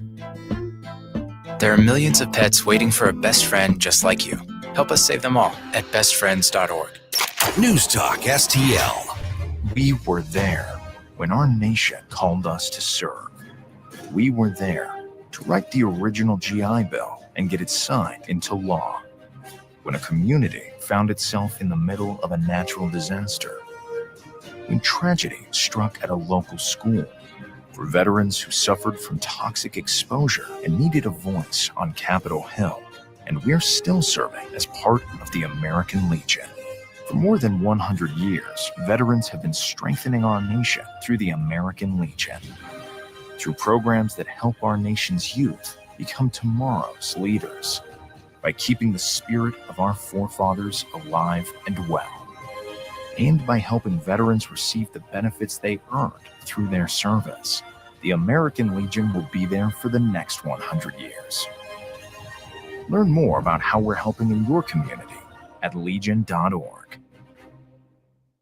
KLGY HD3 Clayton, K270BW Bellefontaine, KNBS Bowling Green. This is News Talk STL at 1019, 94.1, and always streaming at newstalkstl.com. News this hour from townhall.com. I'm Rex Thomason. They filibustered, some of them even shrieked, but in the end, Senate Democrats could not derail confirmation of Russell Vought. He's a new director of the White House Office of Management and Budget. This was one nominee Democrats wanted nothing to do with. To make a point, they carried on an all-night, all-day marathon of debate against the nomination. They also took time to blast a host of other Trump policies and nominees, as well as Vought's involvement with Project 2025. But when debate time expired, there was nothing Democrats could do to stop the final confirmation. Bob Agnew reporting. Drastic downsizing at the U.S. Agency for International Development, the USAID staff being cut from roughly 10,000 to just under 300. At least one employee union filing a lawsuit challenging the cuts. The weather may be a factor in the disappearance of a small aircraft. A search is underway in western Alaska after a plane carrying a pilot and 9 passengers between the village of Unalakleet and Nome failed to arrive Thursday afternoon. The aircraft was 12 miles offshore, according to the U.S. Coast Guard, when it went missing. The Nome Volunteer Fire Department says it's conducting a ground search from Nome and White Mountain. The National Guard is helping with the search. The Bering Air Cessna Caravan's route goes 150 miles over the Norton Sound. Some volunteers believe the plane went down in the open water in treacherous below freezing conditions. As of the latest update Friday morning, there was no new information on the location of the plane. The disappearance is the third major aviation incident in the U.S. in 8 days. I'm Jennifer King. The past couple of days have brought some wild weather to parts of the country, flooding across portions of West Virginia, a tornado in Kentucky, heavy glaze of ice and thunder ice in several states. The January jobs report due out shortly, and ahead of that, Wall Street futures are mixed. The Dow futures 21 points higher, NASDAQ futures 3 points lower. More on these stories at townhall.com.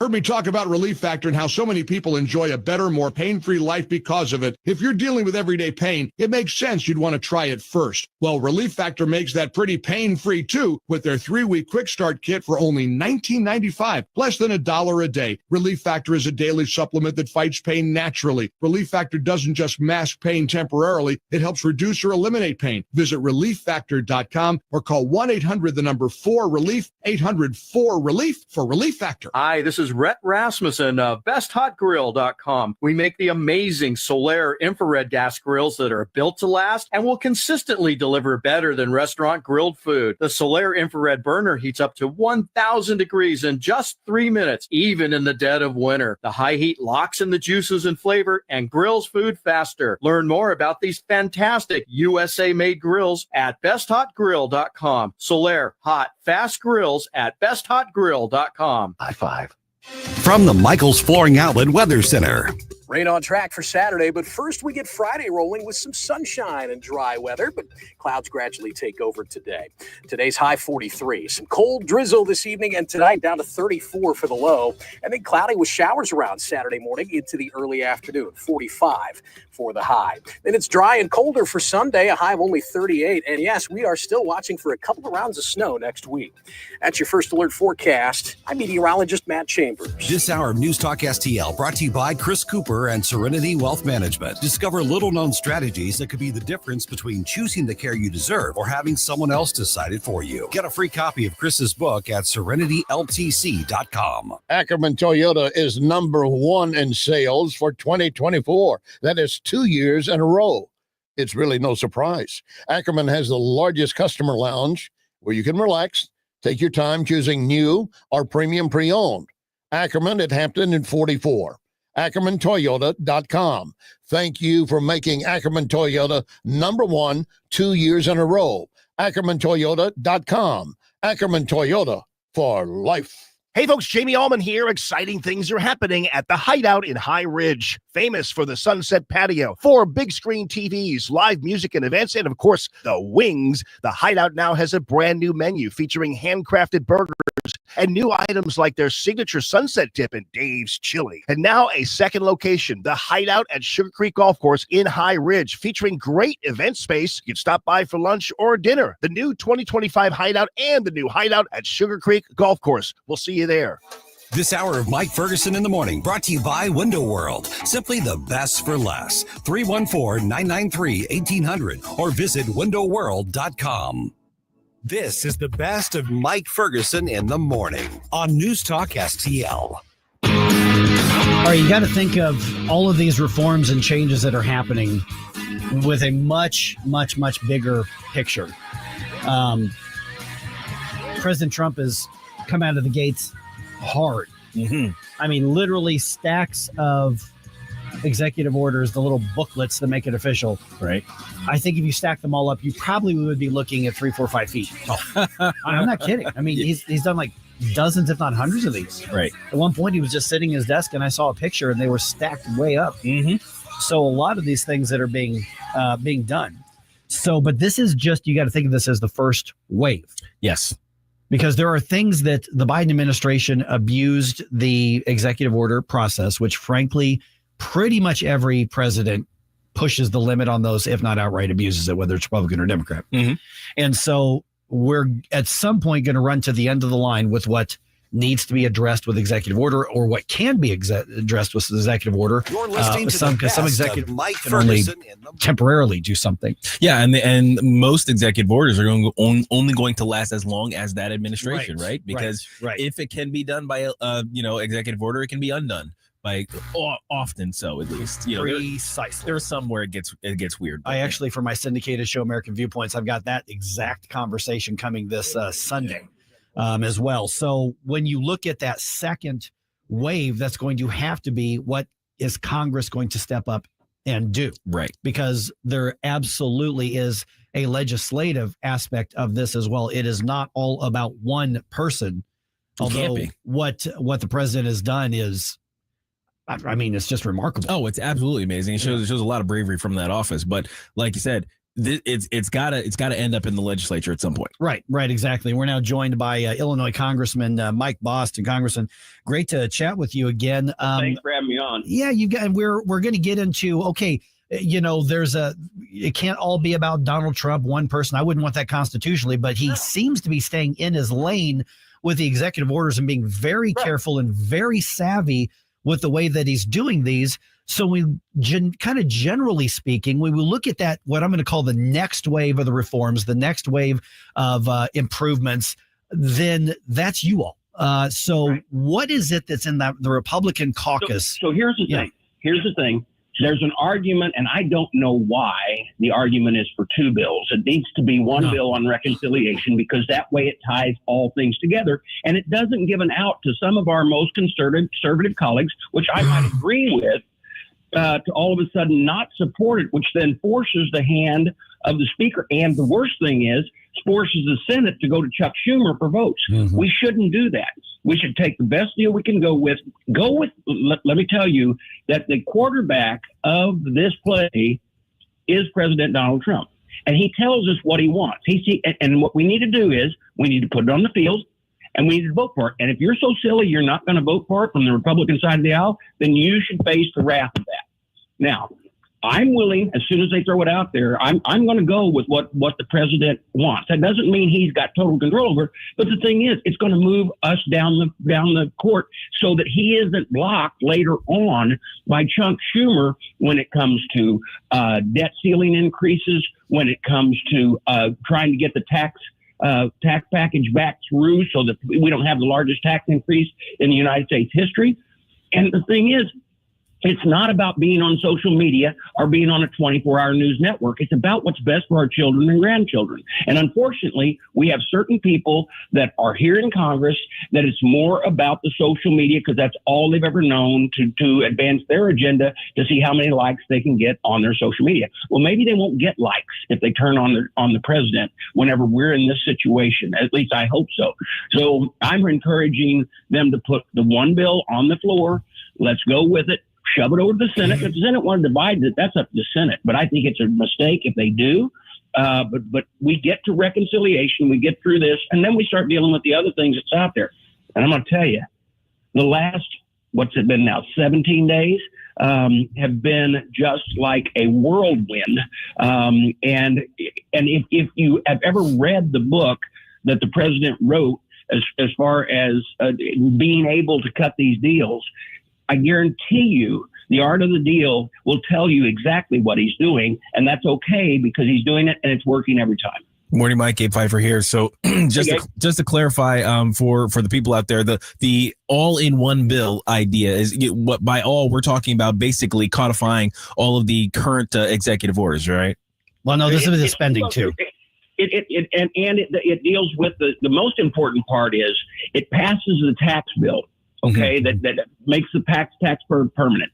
It also does it also increases the debt ceiling so that the Democrats don't have any input into that. That doesn't mean it's going to be more spending, but it doesn't allow us to be trapped later on, so that all of a sudden we're come up on a debt ceiling, and even though we believe we'll be able to cut it and won't hit that debt ceiling, it's a safety net for the president so that we don't lose out on the good faith and credit of this United States. We've never let that happen. So we do that. Those are the tough things, but you do it with all the good positive things, the border stuff, everything else that we can put in reconciliation so that the good outweighs the fact that, because if all of a sudden we separate it, and you separate those other two, the issues that are controversial to some, okay, then what you're going to do is they're all of a sudden going to say, oh, as Republicans, we're not voting for it. We don't have that option this time. You know, back when we were dealing with a lot of things back when Boehner, whether you agreed with him or you didn't, remember, when I got here, there were 242 Republican members. You need 218. Well, guess what? With 242, he could move forward with the bill, and you could sit there and have a protest vote and like that. We can't afford to lose any protest votes. And so what happens is I think the speaker has to put this bill out there so we can move forward with it. I know he's trying to get everybody on board where they won't argue, but once it's put out there, and he deals with the president, and the president all of a sudden calls these people up and go, let me tell you something. You need to vote for this bill. I don't think they're going to turn on the president. I just don't think they will. Good morning, Mike. Stop Antikas here. Got a listener question for you. I think this person may live in your district. Okay. He or she's wondering about the solar farms in your district that's taking over some very good farmland. I had a bill last Congress, and I'll have a bill this Congress, that says that any prime farmland cannot be used for these solar farms. Now, the problem that exists is first off, look, I'm all in on solar energy. I got solar panels on my roof of my house, okay? But the thing is, first off, if you have to subsidize a energy to create it, when we have all this other energy, then there might be a problem, and that's what we're doing. And when you're talking about, and like I said, I'm for wind, I'm for solar, but right now we're subsidizing these solar farms and all of these solar panels. So what they're doing is they're taking prime real estate prime farmland. Now, there's a definition where prime farmland is, and it basically on the amount of production that this particular acreage does. And what this bill says is you can do it on your farm, you can do it on the barn roof, you can do it on parking areas, you can do it anywhere, and you can also do it as long as it only generates for the farm. But when you take prime farmland out of production, that would not get the tax benefit that was out there that encourages people to do this. Because look, we're still got to feed the world, people. Now, is there a property rights issue on that, or is this just about the subsidies? Yeah, it is. And as a Republican, that's very, very hard for me to say that. But the thing is, here's where the question is. If you're in the ag and you are taking USDA dollars in any way, shape, or form, you've made a choice that you want to work with the government on this. And then you got to work with the government to make sure that we keep our farmland producing like our farmland's supposed to be producing if you're going to take from the federal government. If you don't want to take from the federal government, you can do with your land whatever you want. Okay, got it. We're visiting with Congressman Mike Bost. We just have a couple of minutes left here. Boy, a lot of your colleagues are pretty hopping mad over pulling back the cover and looking under USAID on here. Now, I'm sure there are plenty of, legitimate things that USAID does, and we know that some of them been kind of sketchy to undermine our opponents out there. But we're seeing a lot of just insane stuff that I wouldn't think anybody would want to defend. So what's the mood like, and how far can this go? What's wrong with actually seeing where it's going? Now, when my colleagues are blowing their top, the reason why they're blowing their top is because this has been their secret slush fund for a long, long time. And I'm going to tell you that when we would try to deal with that agency, even though it wasn't my committee of jurisdiction, talking with my colleagues that it is, they would basically say, we don't have to answer to you. Well, I'm going to tell you, if you're spending taxpayer dollars, that whole Constitution thing that says we control the purse, yes, you do. And now what we've done is, like you said, they've opened the hood. We're now seeing inside, and we're seeing some unbelievable stuff that our taxpayers would never do. Now, you talk about a way to purify the system. We can go in. Now, that doesn't mean we're not going to provide truly aid for a country in need, because we are a country that has care and compassion. But I'm going to tell you, giving somebody Sesame Street, or giving somebody some sort of DEI dollars, $1.5 million to promote DEI in Siberia, your $70 million DEI musical in Ireland. And Ireland's a pretty stable country, by the way. I think they can handle it if they want to go down that path. Yeah, they're a little weird, but yeah. But I'm going to tell you also, when you start talking about, we're going to teach you transgender dancing, what? This is not what the average taxpayer sees their money going for. Now, if there is a country that has went through a situation and we are providing for care, medical care, or whatever, our food for impoverished children, we've got that big heart.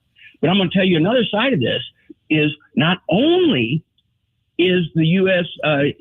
aid group only handing the money out, they can't answer how they're giving oversight of where the money's being spent when it hits those nations either. And that's our responsibility. And remember this, that agency was not created by by Congress. It was created by a administrative order back years ago. And so for an administrative order to put the hold on it, it's okay. We're visiting with Congressman Mike Bost. We've already tagged you on our social media, Congressman. Thank you so much for the update. It's almost a breakneck pace, just keeping up with all of the reforms and changes right now. Yeah. If somebody says, so what's going to happen next? I say, I don't know. I haven't watched the news in the last 30 seconds. Yeah, exactly. Yeah. And I'm going to tell you things that are going on. And remember the art of the deal. Look, I don't know what's going to happen with Gaza. We can joke about it and everything like that. But it's not a joking situation. I've been there. Now, not since they have had the war, but even before that. You talk about the worst slum in America. That's what Gaza was, except for the government buildings. I went over several years ago and met with the prime minister there in Gaza and his cabinet, along with Kevin McCarthy and a whole group of us. But it was wild because you would drive into the country through Bethlehem, by the way, and just broken down buildings and terrible conditions and slums. But then you go to the government building, it's real nice. So now, after it's been bombed out, the president's not wrong. I mean, it is prime real estate, but nobody wants to really go back there. I mean, it's a case where if all you're going to do is have terrorists live there, then let's clean it out. But every other option has not worked. Now, I don't know what the president is going to where he's going to finally come down on this, but throwing an idea of, hey, guess what? The war's over. We're going to go in and take it over. And the Gaza people who want to move back to their country, if that's what they want to hold on to, but we're not going to put terrorists in charge. That's not the first time this happened in this world. A lot of it happened after the Second World War to try to straighten things out. But the thing is, he throws a very high bar with an idea and intent that he is coming to another level. And he did that with tariffs. And I'm going to tell you, believe me, with my agricultural district, my farmers were like, oh my gosh, what's he doing? What's he doing? And I said, just let it play out. And we aren't talking playing out for a month, but within 24 hours, you got to realize that Mexico came back and, guess what? They're putting 10,000 troops on their southern border to make sure this immigration stuff stops.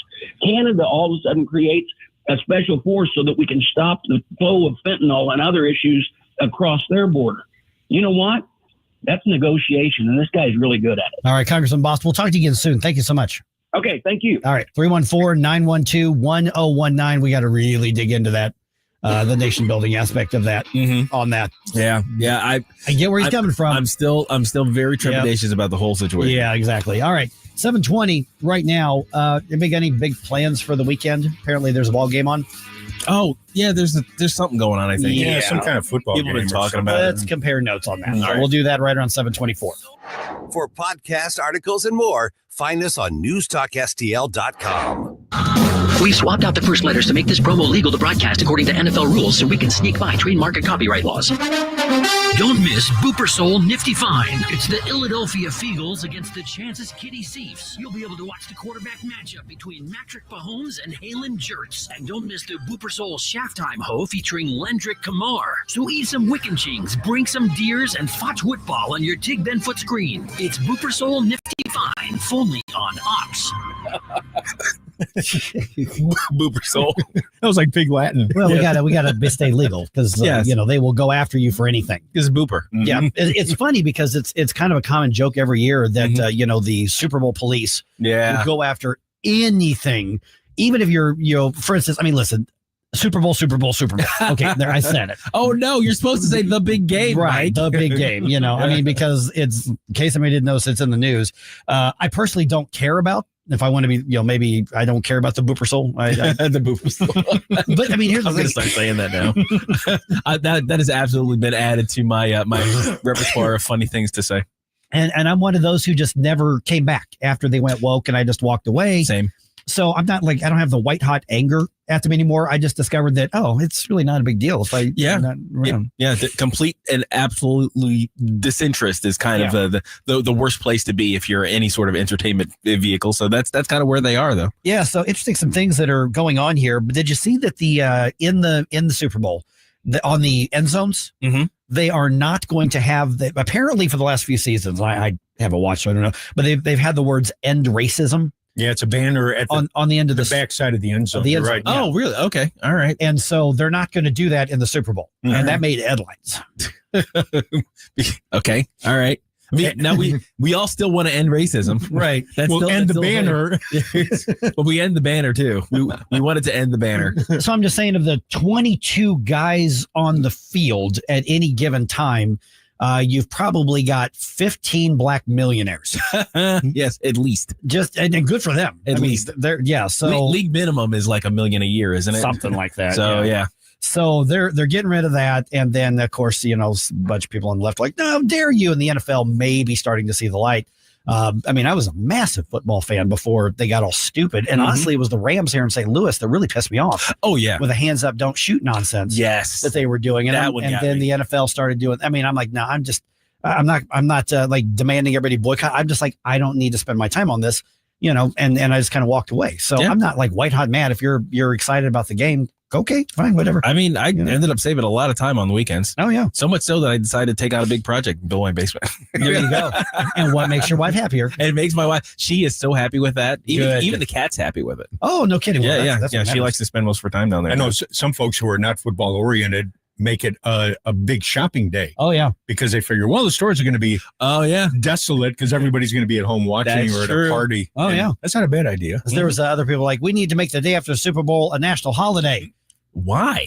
Hangover day. Oh, all right. Whatever. What do you think the most popular snacks are? Well, obviously, there was a survey done. Obviously, wings. Number one in 31 states, including Missouri and Illinois, by far and away, wings are the number one food. I think I'm going to tell you why. I'm going to tell you exactly why that is. One, you need a grazing food, right? Yeah. You don't want to have big sit down meals for the game. You want to be able to just grab one, throw it in your gullet, and be good. Two, you can flavor it any way you want. Yeah, you got your hot wings, your lemon pepper, your teriyaki. You can do all kinds of things. It's very versatile. It's a versatile food. Three, it's cheap. Yep. On the scale of 1 to foie gras, it's definitely going to come in under budget. Yeah, without a doubt. So 31 states, basically the entire from the middle of the country east, wings. Right. That's pretty much Absolutely. it. Yeah. 7 states, the favorite food according to the survey is chips. Okay. Yeah. That makes sense. It's similarly a dippable and multi-flavored sort of thing, right? So yeah, you got your spinach artichoke dip, right? You put a big old ridge chip in there. Get your nachos, delicious. That's number 3. They broke them out. So number 3 was nachos, and that's 5. So between chips and nachos, if you consider them one thing, that's 12 states. Nice that they have number 1. I'm more of a nachos guy. Yeah.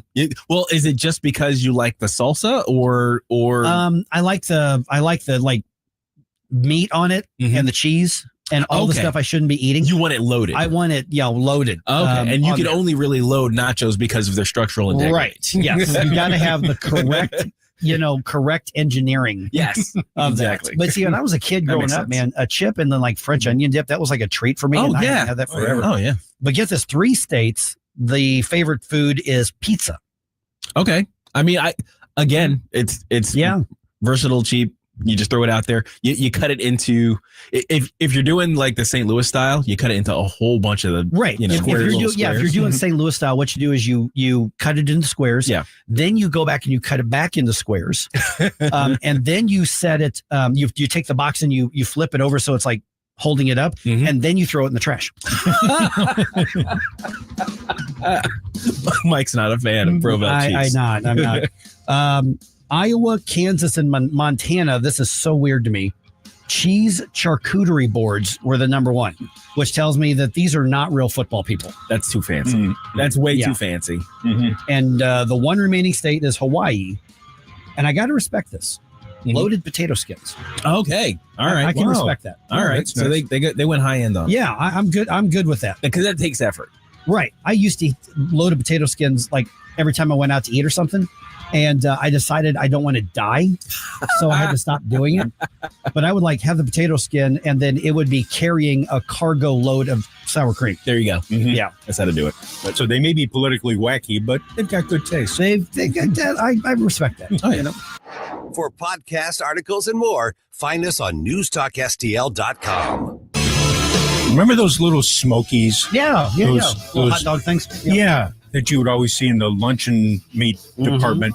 It was a meat-like substance. Exactly. Like my dad always said, you don't want to see how those are made. We still do those. And I think Lunch Lady commented about doing little smokies for the Super Bowl party, wrapped in bacon with brown sugar. Oh, baby. See, you know what my parents would do, my mom would do, is chop those up and put them in mac and cheese.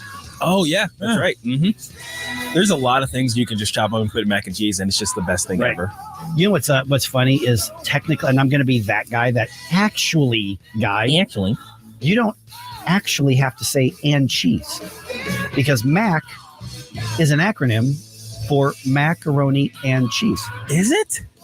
I did not know that. MAC. Those like little known facts sites. Wow. So we're redundant when we say that. Oh, yeah. You're just making stuff up.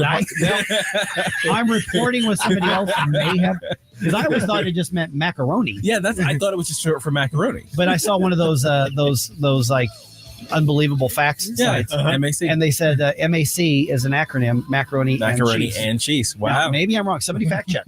Wow, that's fascinating. Yeah, Or Missouri Athletic Club. That's right. I hear MAC. That's what I think of. Exactly. All right. Is it time to crack down on those like borderline legal, illegal driving behaviors that just drive you nuts? This may be one of the instances where there ought to be a law thing. It's like I'm okay with that. So there kind of sort of is. Okay. It's like you're not supposed to. Okay. So these are rules of the road sort of thing that really are in writing, but they're not enforced. Well, or not enforced the way they should be. Okay. So we'll get to that in just a second here. Before that, and by the way, it's 7:38 right now. This Sam Page. When I say those two names, Sam Page. Mm-hmm. You know I'm going to have to report on something stupid. Yes. So big deal last week or two, the county council passes a bill to place on the ballot a county charter amendment. Okay, that's how that works. Right. If they pass it, it goes onto the charter or goes onto the ballot. Right. Voters decide. Sam Page writes this letter chastising them, saying, I veto this. An angrily worded missive. Right. Condescendingly worded. Mm-hmm. He doesn't have that authority. No. He never has. And even his supporters, what few of them there are acknowledging, that was just virtue signaling. It's like, well. So I wonder, is he truly that arrogant, or is he really that out of touch, or is he really that stupid as a human being? So you can argue that you don't want people to vote for it. That's certainly his right.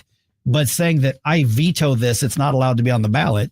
The board of elections, both the Republican and the Democratic director, are like, yeah, no, that makes no difference. We've already certified it, Sam. We're good. Thanks. But no, that's not how that happens. So if you pass Proposition B, what would happen then is the county charter would change to allow the county council to fire heads of departments within the county administration. So it has to be a supermajority. It has to be 5 votes out of the 7. So it's hard to do, especially in a kind of a Democratic area where it's likely to be majority Democrat on the board and likely to be majority or Democrat in the executive office. So it's basically a worst case scenario check. And 6 of the department heads have filed a lawsuit trying to stop you from being able to vote on that. This is just another check and balance. Yeah. Have we needed it in the past? Up until recently, probably not. Mm-hmm. But the malfeasance of the Page administration and the corruption that we've seen and the lack of transparency that we've seen shows that I think it's a good idea to put that extra check on. Absolutely. Especially if it's a supermajority. Oh, sure. Well, what's funny is, in sports, there's often the history makers who, when they come in, their play style is just such that it requires a new rule be implemented. The rules about the 3-second violation was a response to one player and certain things, and changing the game is usually a good thing, at least in sports, because it just shows your dominance. Unless you're the commissioner of baseball, then leave the game alone. But it's usually a response to one player just showing their absolute dominance. Yeah. In this case, this is the rule changes that we've had to have in St. Louis County are almost exclusively because Sam Page is a horrible person. Yeah. Yes, exactly. All right, coming up on 7:42. All right, this is interesting. State Senator Adam Schnelting represents St. Charles County, I should say. He's got a bill that's working its way through the process. What do y'all think about this? I'm curious. Basically, it targets those people who drive slow in the left lane. Oh, Yeah. Okay. Yeah. All right. So he's quoted in, this is Channel 4's coverage of this. He said, and I'm quoting Senator Schnelding, he said, we're talking about individuals oftentimes who are being passive aggressive and drive 65 miles per hour, drive side by side with a semi, and they'll stay there for 10 miles. I've seen this. Oh, yeah. I've seen it. And so he wants to decrease the number of road rage incidents. Now, first of all, one of the terrible things we do around here in St. Louis is our slowest drivers tend to take up residence in the middle lane of the highways. Have you noticed that?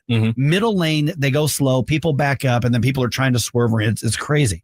So his bill, if it goes into law, creates fines for those who continue in the left lane for too long, starting at $100 and then going up for repeat offenders. Okay.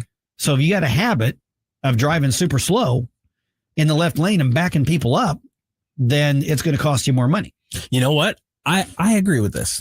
I agree with it because part of the thing about controlling the roads is that you're trying to make it safe and you're trying to prevent accidents. Like that's kind of what the rules of the road are for. Is that because we're all just trying to get somewhere driving 2,000-pound death machines at 80 miles an hour.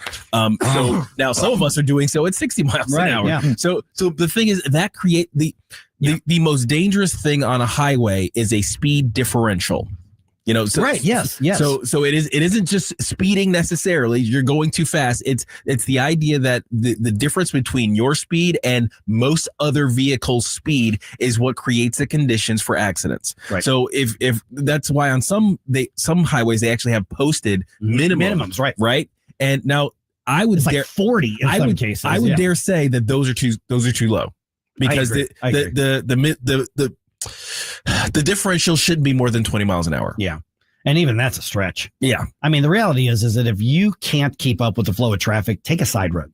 It's going to take you forever. Take the outer road. Yeah. Now when I was describing this situation, which highway did you go to? Which highway were you on? Oh, I was on 270. Yeah. See, I was started on I-70, then I finished on 64 by this because I have seen it over and over and over again. And especially on I-70, you drive like between here and Columbia or here in Kansas City. Oh yeah. It is awful. Well, especially because that particular highway, pares down the further away from the city centers you get. And then that slow mover in the left lane, you're kludging up the entire works. Yep. Yeah, you got a lot of rural drivers who are probably just taking their time. Hey, I just need to go down to this town about 5 or 6 miles away. The problem is you got to have police there to somehow track these people down. And, we've cut back on police. Oh, well. So I guess that won't help. But I agree with you. And I encounter these almost every day because I'm coming in early in the morning. And invariably, there's a driver who goes the same speed as a trucker, a guy in a car and the guy in the truck. And they're both going 57 in a 55. Just matching each other. Come on, guys. Like side by side? It's side by side. Yeah. Exactly. So I can't do anything. And I want so bad I wish I had a sign I could stick out the window that says, hey, you got a gas pedal. Right. Go ahead and use it. Right. That's the it one wouldn't on the kill right. you. Yeah. Well, maybe it would kill you. But it wouldn't kill you to just speed up about 5 miles an hour and get in front of the truck. And then the rest of us can get by. No.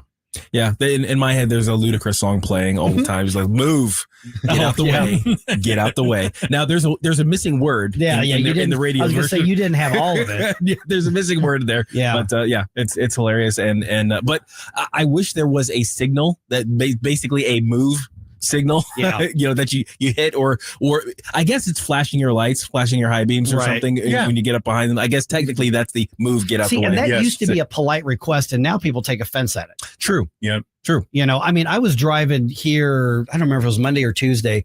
So I exit and I come in on Page, and then I take that little loop to loop to get over here to get to Westline Industrial. And there was somebody in that parking lot of that whatever that office building is, right there by that intersection. And there's a Granger building that's over maybe there. The one that so when you exit and you spin or you turn around on the loop, and then before I go right to come here, there's that intersection and there's a stoplight right there. And there was somebody across the way had their vehicle pointed towards the stoplight with their high beams on, just sitting there in the parking lot. Oh, jeez. And I thought about like flashing the high beams, like, dude, come on. But I'm thinking, it's 3:00 in the morning. I could end up getting chased and shot. Yeah, that's a good point because the St. Louis area is also known for their rolling gun battles. Oh yeah, so there's also that.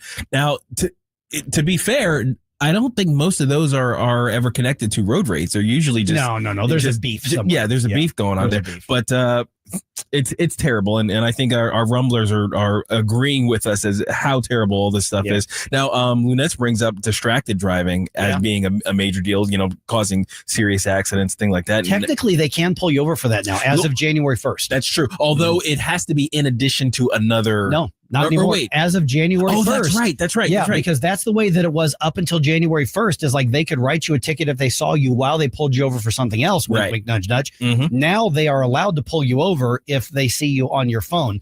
I'm not so certain that I want more reasons for police to pull people over. But yeah, that's actually, they can do that now. I imagine law enforcement is just trying to figure out how much trouble is this worth. And I would say, wait until you see somebody like, showing obvious signs and then say, I suspected them of drunk driving. Yeah. Or DUI. Oh, by the way, they were just on the phone, because I still see people all the time staring straight down at their phone. Straight at their phone. Everywhere. Yeah. I've almost been sideswiped probably a couple times a week on 270. Yeah. I guess we need more state troopers to handle all this stuff. Yeah. For podcasts, articles, and more, find us on newstalkstl.com. Hi, this is Susie Moore. Check out my show, Red State Radio, Sunday afternoon at 4, right here on News Talk STL. Now it's back to Mike Ferguson in the morning. Got a lot of ground to cover, a lot to bring you up to date on. Hopefully I've got time for this story around the news dump around 8:05 here. This is a St. Louis story where a guy has become kind of the poster person for why you shouldn't believe AI and everything. It happened here in St. Louis, making some national news. Channel 2 did a story on it. I'm just gonna play their report on it. Dude got locked up for a long time. Really? Because AI hemmed him up. Yep. Wow. It's really something. Okay, I'm curious about this story. Yeah. 7:52. All right, got Gabe here, got Stell here. Hey, holding up. I'm hanging in, man. It's just. It's not quite a head cold yet. It's really just problems in my throat, but I don't feel great. Yeah. About an hour after I got here, I'm like, what's going on? So I've got that. I'm pretty sure I've got a head and chest cold. The crud has returned. Yeah, exactly. All right. That news dump's coming up at 8:05. A lot of, including Donald Trump's statement on keeping males out of female spaces and protecting women. It's not about sports. It's about the women. Okay. Have you guys been called for jury duty ever? Mm-hmm. You have? No, you have sorry. not. Yeah, Okay. I've not. That's the one thing that I've managed to escape in my life. Yeah, see, I've been called to be a witness, but I've actually never been called to serve on a jury duty. I'm sure that's going to run out at some point, but I'm 53 years old and I've never been called for jury duty. Well, if you live in St. Louis, like I did for 53 years. Yeah, the city? Yeah, in the city. You get called about once every 3 years or so. Yeah. Oh, believe it or not. Wow. So it's just on a regular basis. It is. Every time you leave, once the decision's made and the jury's leaving, and invariably one of the employees will say, well, we'll see you in about 2.5 to 3 years. Yeah. Thanks for the reminder. So I guess it's really dependent on how much crime happens in your jurisdiction. Yeah. Well, one guy got himself fired over a jury duty summons. I'll tell you the story in just a second. Okay. Here's another funny story. All right. My first marriage, yes, which was a million years ago. The one funny thing from that is that my now ex-wife, to whom I've been divorced for over 20 years, got called for jury duty like 2 or 3 times in the 8 years we were married. She's not a citizen. She was a legal resident. That's right. But she was not a citizen. Right. But you know what? You have to go in and show up in person and take time off work. At least after the initial summons, you have to say, by the way, I'm not a citizen. And then you're like, okay, and then they're like, okay, you can go. Yeah. But she kept getting called after that. So they don't really have a database to refer to. It's a notebook somewhere in Andy's desk. It's a card file. Yeah. Oh man. Card file. Oh my God. So get this. There's a guy named Richard Snyder. He lives in upstate New York, and he had to quit his job over a jury summons. So he got summoned to come in and be on the jury. And during the jury screening process, when they're questioning, because the lawyers obviously want the most favorable jury, according to the court transcripts, he said he cannot be impartial. He said, and I'm quoting here, "I know everybody that comes, they're guilty." Whoa. I believe they're all guilty. Jeez. So okay. I can't be impartial. Now, is this his means of trying to get out of jury duty? Yes. Okay. But here's the thing. Mm-hmm. You say, well, why would that get somebody fired? Mm-hmm. He's a judge. No. He was a judge. No. And the full quote, and according to the court transcripts, he said that I know everybody that comes in front of me, they're guilty. They would not be in front of me if they were innocent. That is a disqualifying opinion if you're a judge. So he was forced to resign. He was run out of his job as a judge. Why would you risk so much? Yeah. Just to get out of jury duty? Right. Why would you do that to yourself?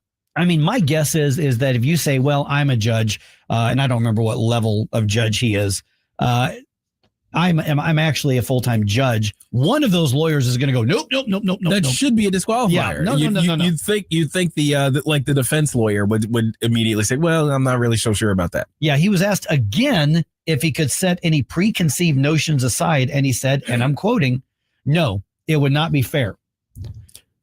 So he is saying, I assume everybody's guilty who comes in front of me, and I will not change my mind. And it would be unfair to do the opposite. Right. Which is the job of a judge. So he was reported to state officials.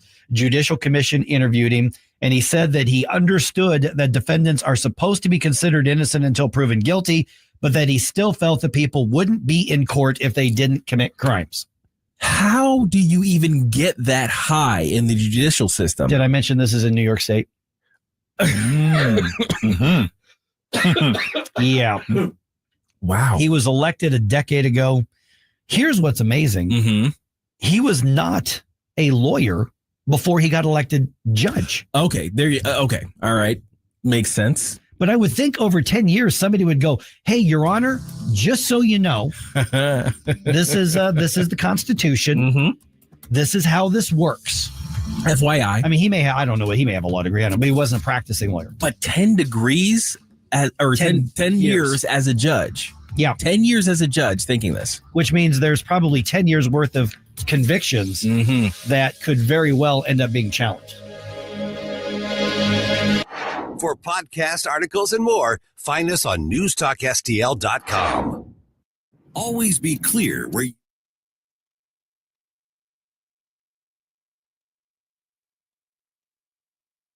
Arrested down in Texas, caught sneaking through the fences. Border Patrol detected, now you're gonna get collected. No papers, no visas, caught smuggling some cheese. You're taking a vacation down to legal damnation. Oh, Guantanamo, where Trump says you gotta go. No sneaking past the Rio, straight to a cell you go. Down to Guantanamo, won't see no Mexico. No amnesty, just wait and see. You'll be stuck indefinitely. Oh no, Guantanamo, no mojitos, just mosquitoes. No more free tacos, you're in lockup. Whoa, down in Guantanamo. They tried to claim asylum, but Trump said, nah, deny them. No lawyer's gonna try them. Straight to the bay we fly them. No beach, no margaritas, just orange suits and bleakness. Hope you like the sunshine, cause you'll be here a long time. Oh, Guantanamo, where Trump says you gotta go. No sneaking past the Rio, straight to a cell you go. Down to Guantanamo, won't see no Mexico. No amnesty, just wait and see. You'll be stuck indefinitely. Oh no, Guantanamo, no mojitos, just mosquitoes. No more free tacos, you're in lockup. Whoa, down in Guantanamo.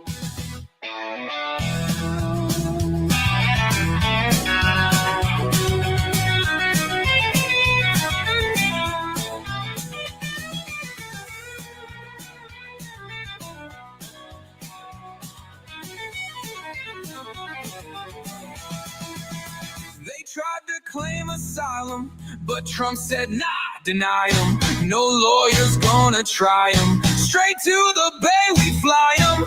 No beach, no margaritas, just orange suits and blinkers.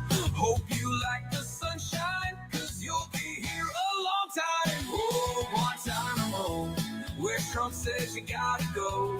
No sneaking past the Rio. Straight to a cell you go. Down to Guantanamo. Won't see no Mexico. No amnesty. Just wait and see. You'll be stuck indefinitely. Oh no, Guantanamo. No mojitos, just mosquitoes. No more free tacos. You're in lockup. Whoa. Down in Guantanamo. If you have a phone, you have a radio. Yes, I listen on my phone. Download the News Talk STL app. News Talk STL. Streaming live on the mobile app. It is awesome. And listen anytime. Love the News Talk STL app. Anywhere. On the next Larry Connors USA. Trump just keeps on winning on every level. And the Democrats, they are going crazy. Larry Connors USA. Now, weeknights 6 until 8 on News Talk STL. History, wine, spirits, food, and music, plus an awesome name. That's the Old House in Hog Hollow. This beautiful historic home's been turned into a wine bar and event venue that can host any and all of your gatherings. Take a tour while enjoying a glass of wine and see all the original features that are still around from the 1850s. Open Thursday through Sunday, 8 a.m. to 4 p.m., serving breakfast, lunch, and brunch, with live music on select dates paired with wine tasting. Find them at 14319 Olive Boulevard in Chesterfield or online at oldhouseinhoghollow.com. Hi, Sean Long from STL Fenceworks. A new fence or deck is an investment in your home and your lifestyle. But how do you ensure that you're getting the most out of that investment? At STL Fenceworks, we know the key is satisfaction. Satisfaction means getting a fence or deck that not only meets your needs, but exceeds your expectations. Satisfaction means working with a team that cares about your project as much as you do. Satisfaction means having confidence in the quality of your new fence or deck, knowing that it was built with the best of materials and workmanship. STL Fenceworks, your satisfaction is our passion. And for me, satisfaction is knowing that providing for your family is how I provide for mine. Visit stlfenceworks.com and experience the satisfaction in making your backyard dreams into a reality. And then the media. 1019 and 94.1. They lying about what's going on in America. They lying about it. News Talk STL. From the Michaels Flooring Outlet Weather Center.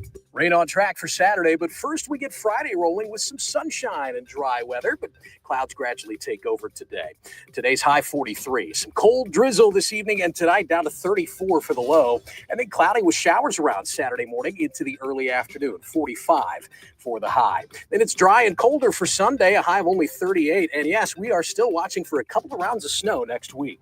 That's your first alert forecast. I'm meteorologist Matt Chambers. I want you to know that McGuire Moving and Storage is silver certified, which means McGuire has a quality reputation helping older adults move local or long distance. And something else to know, Josh McGuire, president of McGuire Moving and Storage, is the only certified moving consultant in Missouri. I'll tell you, once you met Josh, you're going to know your move will be easy. And I fully endorse McGuire Moving and Storage. McGuireMoving.com. Larry Connors Commentary, brought to you by Vincent's Jewelers. Valentine's is coming, and Vincent's has lab-grown diamonds. Give the gift that outlasts flowers, chocolates, or dinner. Vincent'sJewelers.com. This is Larry Connors Commentary on News Talk STL. Do you know how to eat an elephant? Stupid question you're thinking. Just follow me for a moment. Musk, heading up the Doge project, is trying to find where all the federal dollars are being wasted or going to fraud. One federal agency in the spotlight, the U.S. aid program, founded by President John F. Kennedy, 1961, a humanitarian project to help poor people in nations around the world. That and the Peace Corps, all part of his inauguration speech. Ask not what your country can do for you, but what you can do for your country. That was then. This is now. The Doge early investigation finds less than 10% of the $43 billion for U.S. aid was being spent as intended. Under progressives, U.S. aid had morphed into promoting leftist agendas, stupid ideas. An example, hundreds of thousands spent to buy condoms for the Taliban. That's where you could say the rubber hit the road. Waste, fraud, and that is in just one federal agency. How's Musk going to find all the waste and fraud in each agency? Back to my question. How do you eat an elephant? One bite at a time. Get more Larry Connors on Larry Connors USA. Tonight at 6 on News Talk STL. My sponsor, Wellington Environmental, has helped thousands deal with hazardous materials. Hospitals, offices, schools, even homes. Here's something new. Wellington now offers dustless blasting. This is just like sandblasting, but without all the dust and emissions. Wellington uses everything from ground glass, walnuts, corn, even dry ice pellets. One university had Wellington remove their parking lot striping because dustless blasting is fast and it does not damage the concrete. So as a business or homeowner, I'm sure you could use this process. Industrial tanks, swimming pools, graffiti on buildings. And in fact, Wellington is blasting a Texaco station that will be revised as an historic building. Check the website for details and photos. WellingtonSTL.com. WellingtonSTL.com. Hello, fans of the paranormal. I'm Frankie, host of the newest show on News Talk STL, Haunted Garage. And we'll be discussing everything paranormal, from ghosts, demons, hauntings, and aliens to skinwalker, Bigfoot, fairies, and the Chupacabra. Every Saturday night between 9 p.m. and 10 p.m., me and Jeremy will discuss mysterious events in St. Louis and surrounding areas, including gateway families and unsolved true crimes. That's right. It's all right here exclusively on News Talk STL from 9 p.m. to 10 p.m. every Saturday night. Who doesn't love a good gyro? Soulard Gyro is the place to go. They're family owned and operated and been operating since 2009 and growing. 4 locations in O'Fallon, Maryland Heights, Wentzville, and Soulard. And they have gyros, rice bowls, salads, and wraps, Greek fries. I didn't even know that was a thing. So stop into one of their 4 locations. And if you need something catered, they can take care of that too. Soulard Gyro, SoulardGyro.com. Make authentic gyros great again. News, analysis, and opinion. Let the American people see what's going on here. News Talk STL. Pay close attention. St. Louis is number 1. Bottom line is this: St. Louis is number 1 for conservative talk. News Talk STL. Hungry for the best steak you'll ever have? Head to the heart of Moscow Mills and discover Harry J's, a local landmark and family-owned steakhouse, serving up excellence since '98. From mouth-watering appetizers to decadent desserts, Harry J's has something for everyone. Enjoy our extensive bar selection while soaking in our friendly family atmosphere. Whether dine-in or carry-out, your meal is prepared to perfection. Make the drive to 300 Main Street and treat yourself to a taste of Moscow Mills' finest. Harry J's, more than a steakhouse. We're a tradition. Sundays at 5 on News Talk STL. All your hard-earned tax dollars and mine are going to fund illegal aliens who come across the border penniless, jobless, skillless, and they're given a cell phone, an identity, and a cash stipend every month. Mark McCloskey on fire. That beats your Social Security income if you should have the good nature to work your ass off your whole life and retire. Mark McCloskey on fire. Sundays at 5 on News Talk STL. Brought to you in part by Modern Weapon Systems in Fenton. News Talk STL. Hi, Kirk Hilsinger here, and I'm the new chairman of the St. Louis Republican Central Committee. I invite you to our meetings that take place the first Thursday of every month at 3710 Hampton Avenue. You can stay connected with us to learn more about how you can get involved, make your voice heard, and contribute to our shared goals. Together, we can make a difference in the city of St. Louis and the state of Missouri. For more info, visit our new website at stl-gop.com. That's stl-gop.com. Paid for by St. Louis City Republican PAC. Curtis Farber, Treasurer. This hour of Mike Ferguson in the Morning brought to you by Window World. Simply the best for less. 314-993-1800 or visit windowworld.com. No big old corporate lib AM station telling us what to say here. Conservative talk for St. Louis. This is News Talk STL at 1019, 94.1, and always streaming at newstalkstl.com. Hey there, Chris Cooper here. Join me every Sunday morning at 9 a.m. on News Talk STL for a little fun with finance.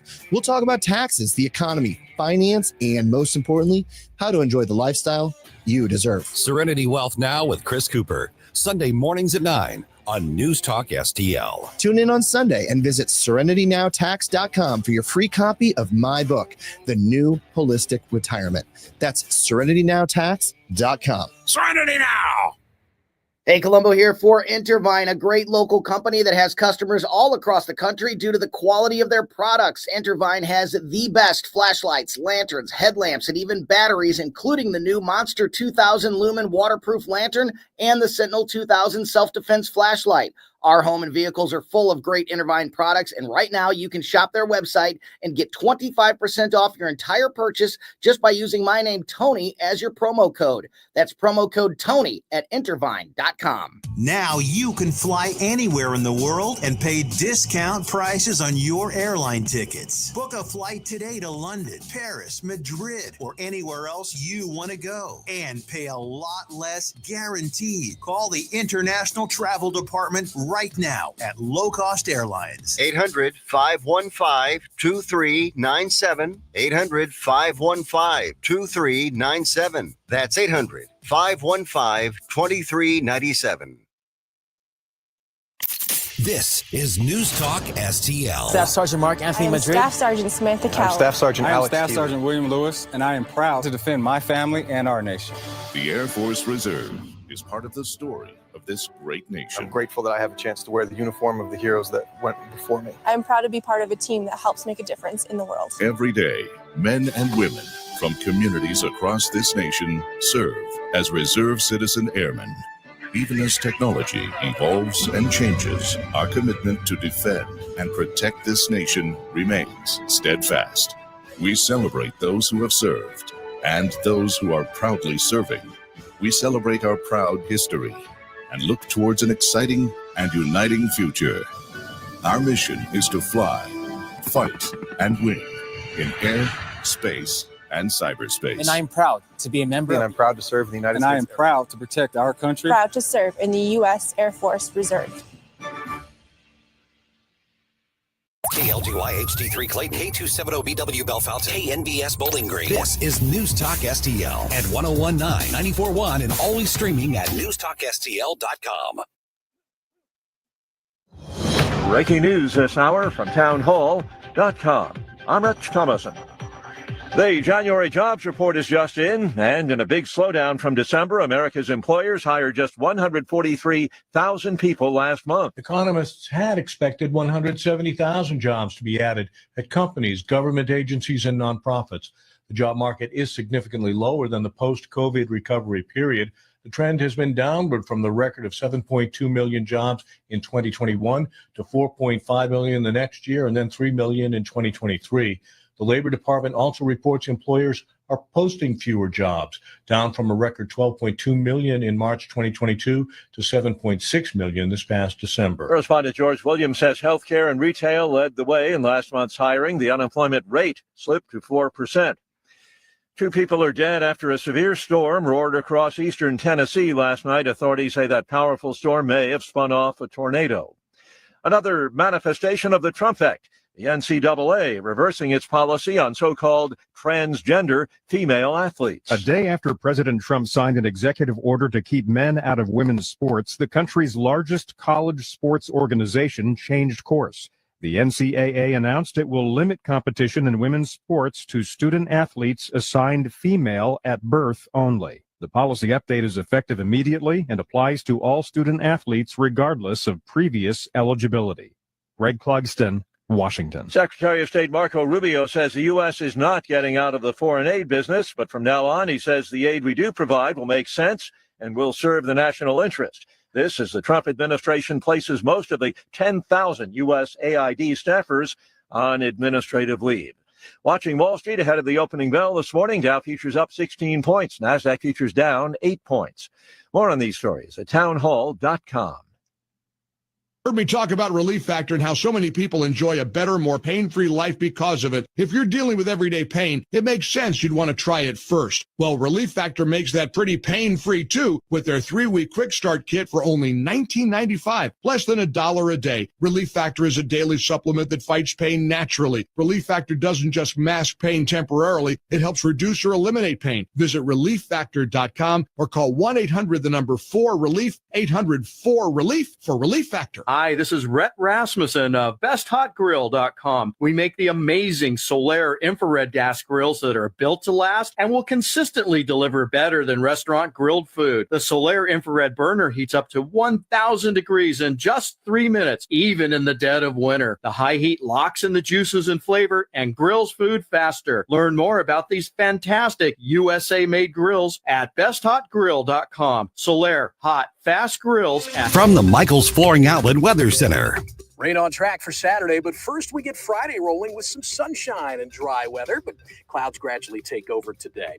Today's high 43, some cold drizzle this evening, and tonight down to 34 for the low, and then cloudy with showers around Saturday morning into the early afternoon, 45 for the high. Then it's dry and colder for Sunday, a high of only 38, and yes, we are still watching for a couple of rounds of snow next week.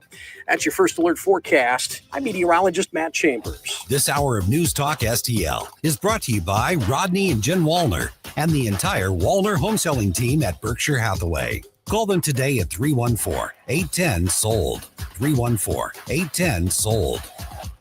Tony Colombo here, reminding you to visit my friends at Bluff City Outdoors in Alton before your next trip into the great outdoors. For decades, Bluff City Outdoors has covered all the needs for area fishermen, and they'll always have all the best bait, tackle, and gear for your next trip on the water. And now they cover all your bow hunting needs, including their state-of-the-art indoor archery range and techno hunt system, open every day for you to come shoot, or you can join a league. Follow Bluff City Outdoors on Facebook and learn more at bluffcityoutdoors.com. Larry Connors here. I'm heading to southern Italy on a tour of the most beautiful coastline in the world, the Amalfi Coast. 11 magical days in luxury with professionals from Conservative Tours. The cost, $54.88. That includes airfare from St. Louis. Call 888-733-9494 or go to conservativetours.com. Let's go to Italy this spring. conservativetours.com. This is the best of Mike Ferguson in the morning on News Talk STL.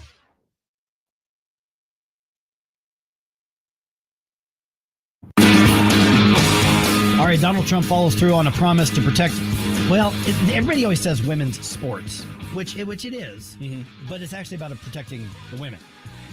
And he did a big move on that yesterday. I'm going to give you the brief update here in just a second. Then let's go into more depth on that at 8:20, because at this point, we've got the renewed argument and debate over what the actual facts are. And the reality is that the righteous side of this, and I'm choosing that word correctly because this is not about policy. This is about right, wrong, morals, ethics, and righteousness. The right side of this is winning, and we need to drop the hammer and complete this entire journey. Also, a St. Louis man is now the face of why we cannot trust AI in all things. I'm really curious about this story. This is fascinating. Right. Channel 2 does. I found the story on Channel 2's website, so I'm just going to play the report that they aired last night. All right, it is 8:06 right now. Let's go ahead and dump some news on you here. The morning news dump. Are you joking? Is this a joke? Listen, folks, the morning news dump. All right, several St. Louis County Department leaders do not want you to vote on changing the county charter come April. 6 of them joined together to file a lawsuit to block Proposition B from being on the ballot. If Proposition B passes, it would give the county council the authority via supermajority vote, 5 out of 7, the ability to fire department leaders who are appointed by the county executive. So the immediate result is the county council would be allowed to fire Sam Page's underlings. Right. In his administration. For cause. Right, for cause. The court will likely hear and will likely decide the case early next week. And the reason I say that is because the deadline for the Board of Elections to finalize the ballot is now just days away. It's like 4 or 5 days away. So they're going to have to move on this. So we're going to see what happens. See what happens. You all right? You hanging in there? Oh, I just got to get through the next hour here, guys. All right. Oh, my goodness.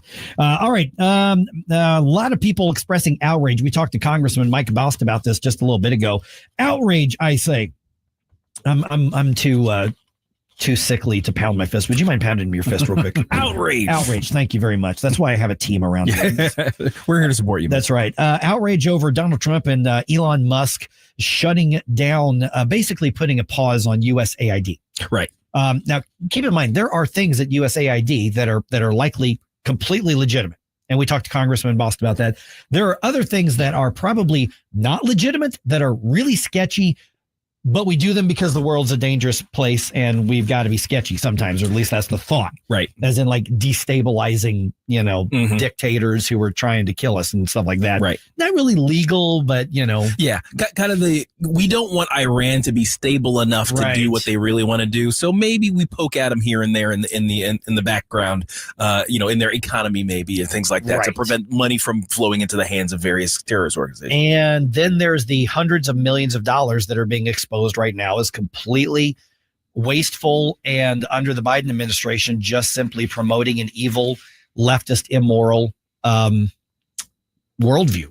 And not only that, but it's not only not helping the American international agenda, it's hurting it, which is obviously counter to the purpose of USAID, at least as it was initially drafted. And Mike Congressman Bost earlier, he said, we're spending money on things like promoting transgender dancing. Right. And I'm like, I don't know what that is. In various third world countries. I don't want to know what that is. Yeah. If the word flop is involved, no, we should not be paying for it. Oh, no. I'm just saying.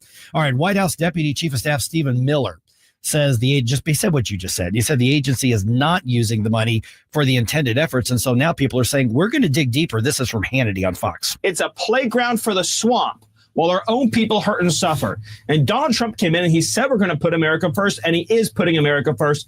And that's why the American people are celebrating this presidency every single day. So Secretary of State Marco Rubio, who has taken over temporarily the USAID and his role as Secretary of State, he says it's not about ending foreign aid, although I think we should have a lot more of that conversation. He says, but it's about structuring it in ways that furthers the national interest in the United States. Speaking of the swamp, Senator Ed Markey from Massachusetts, is now calling for millions of people to hit the streets and protest against Doge. Okay. It's kind of wild that, and I've seen some of the signs that these things are talking about, we didn't elect these billionaires and workers over billionaires. And it's like, wait, you're talking about government workers over the rest of us workers who pay for this garbage. Yep. That's the real thing that I think I find most fascinating is they're trying to create a sort of a class warfare.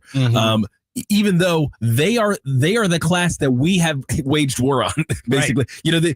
The American people declared war on the bureaucracy with the election of Donald Trump. So you trying to say, we're going to be up in arms about it. This isn't the fight you think it's going to be. You're on the wrong side of it. What if the left were smart, if the Democrats were smart, they should be saying, nobody disagrees with this. All this stuff that Trump and the Republicans have been saying about us wanting to be, that's not true. Matter of fact, let us in so that we can be part of the investigation.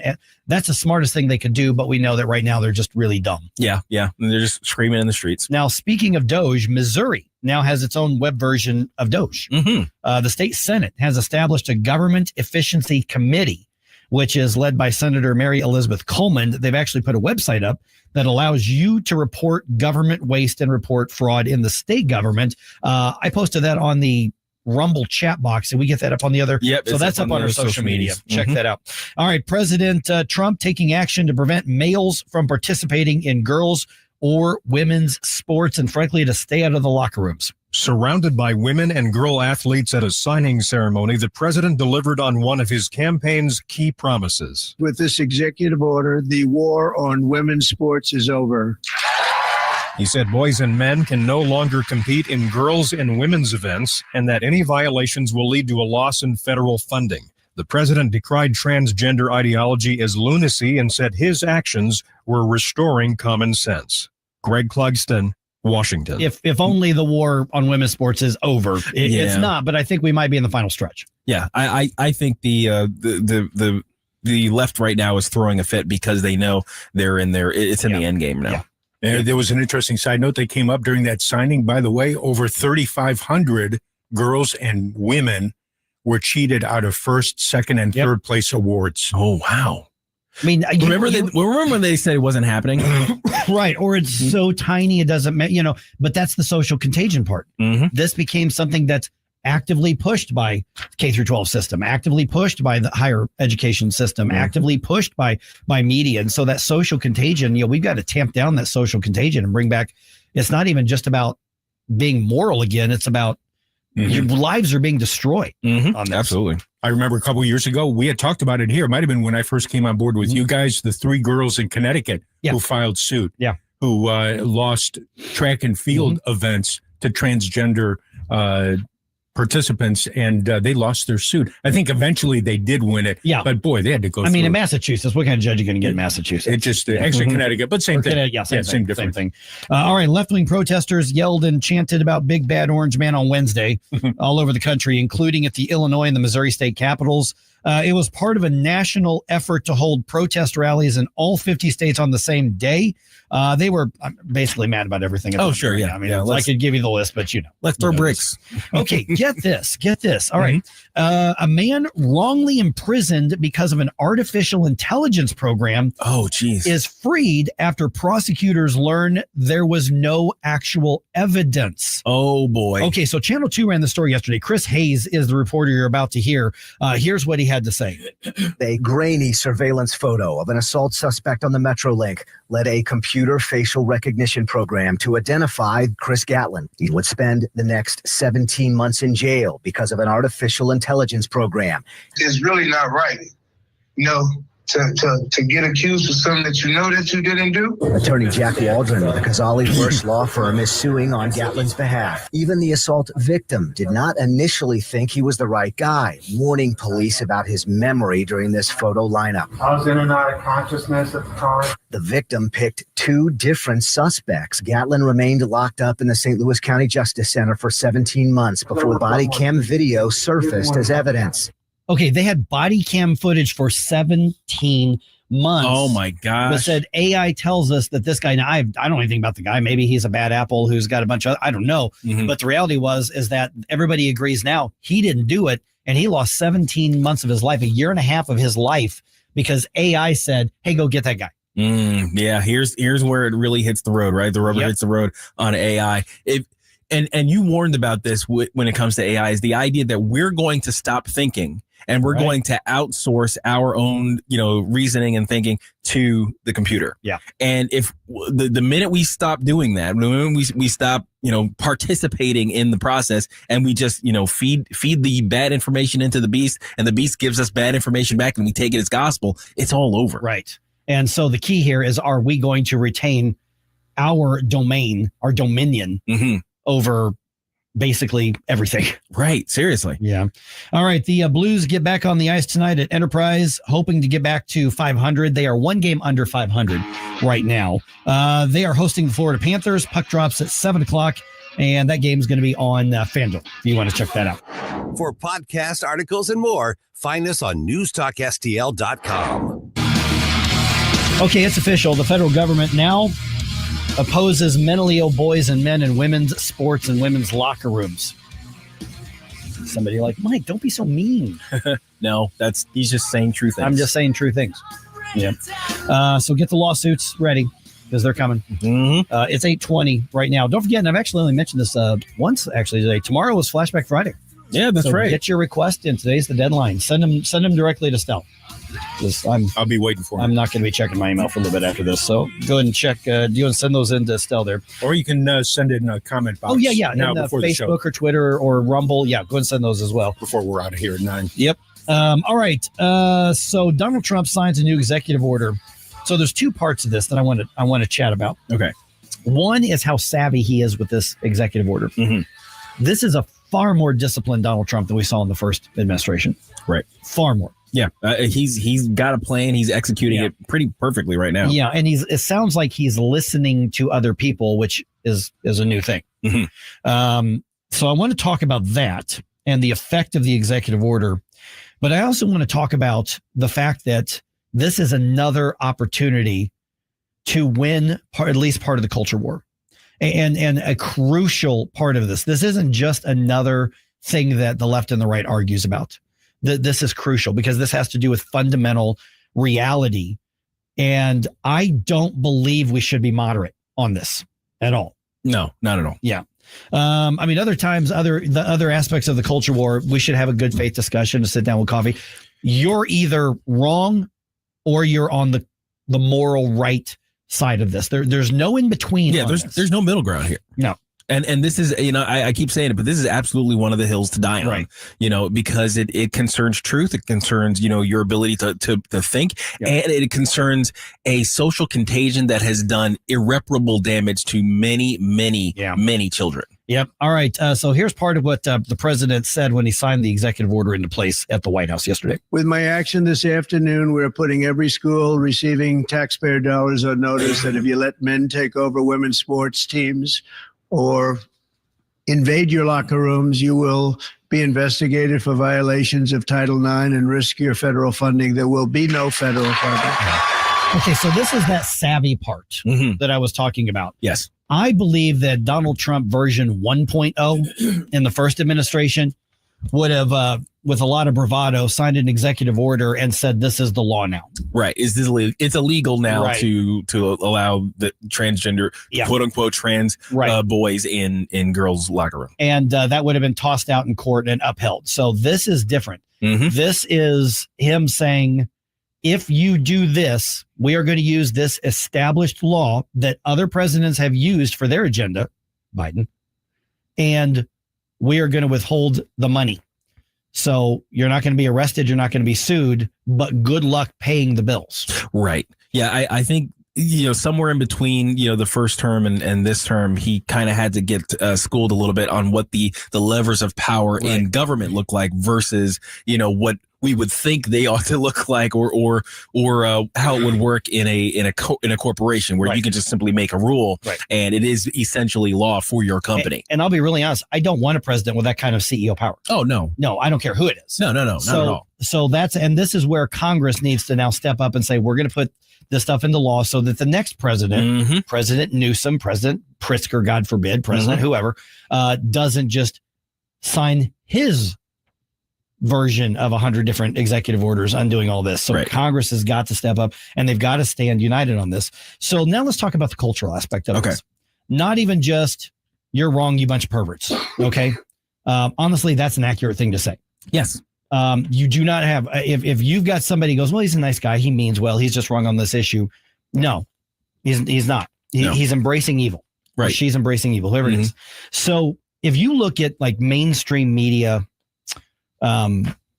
social media sites that cover this story about Donald Trump signing that executive order, go look at the comments.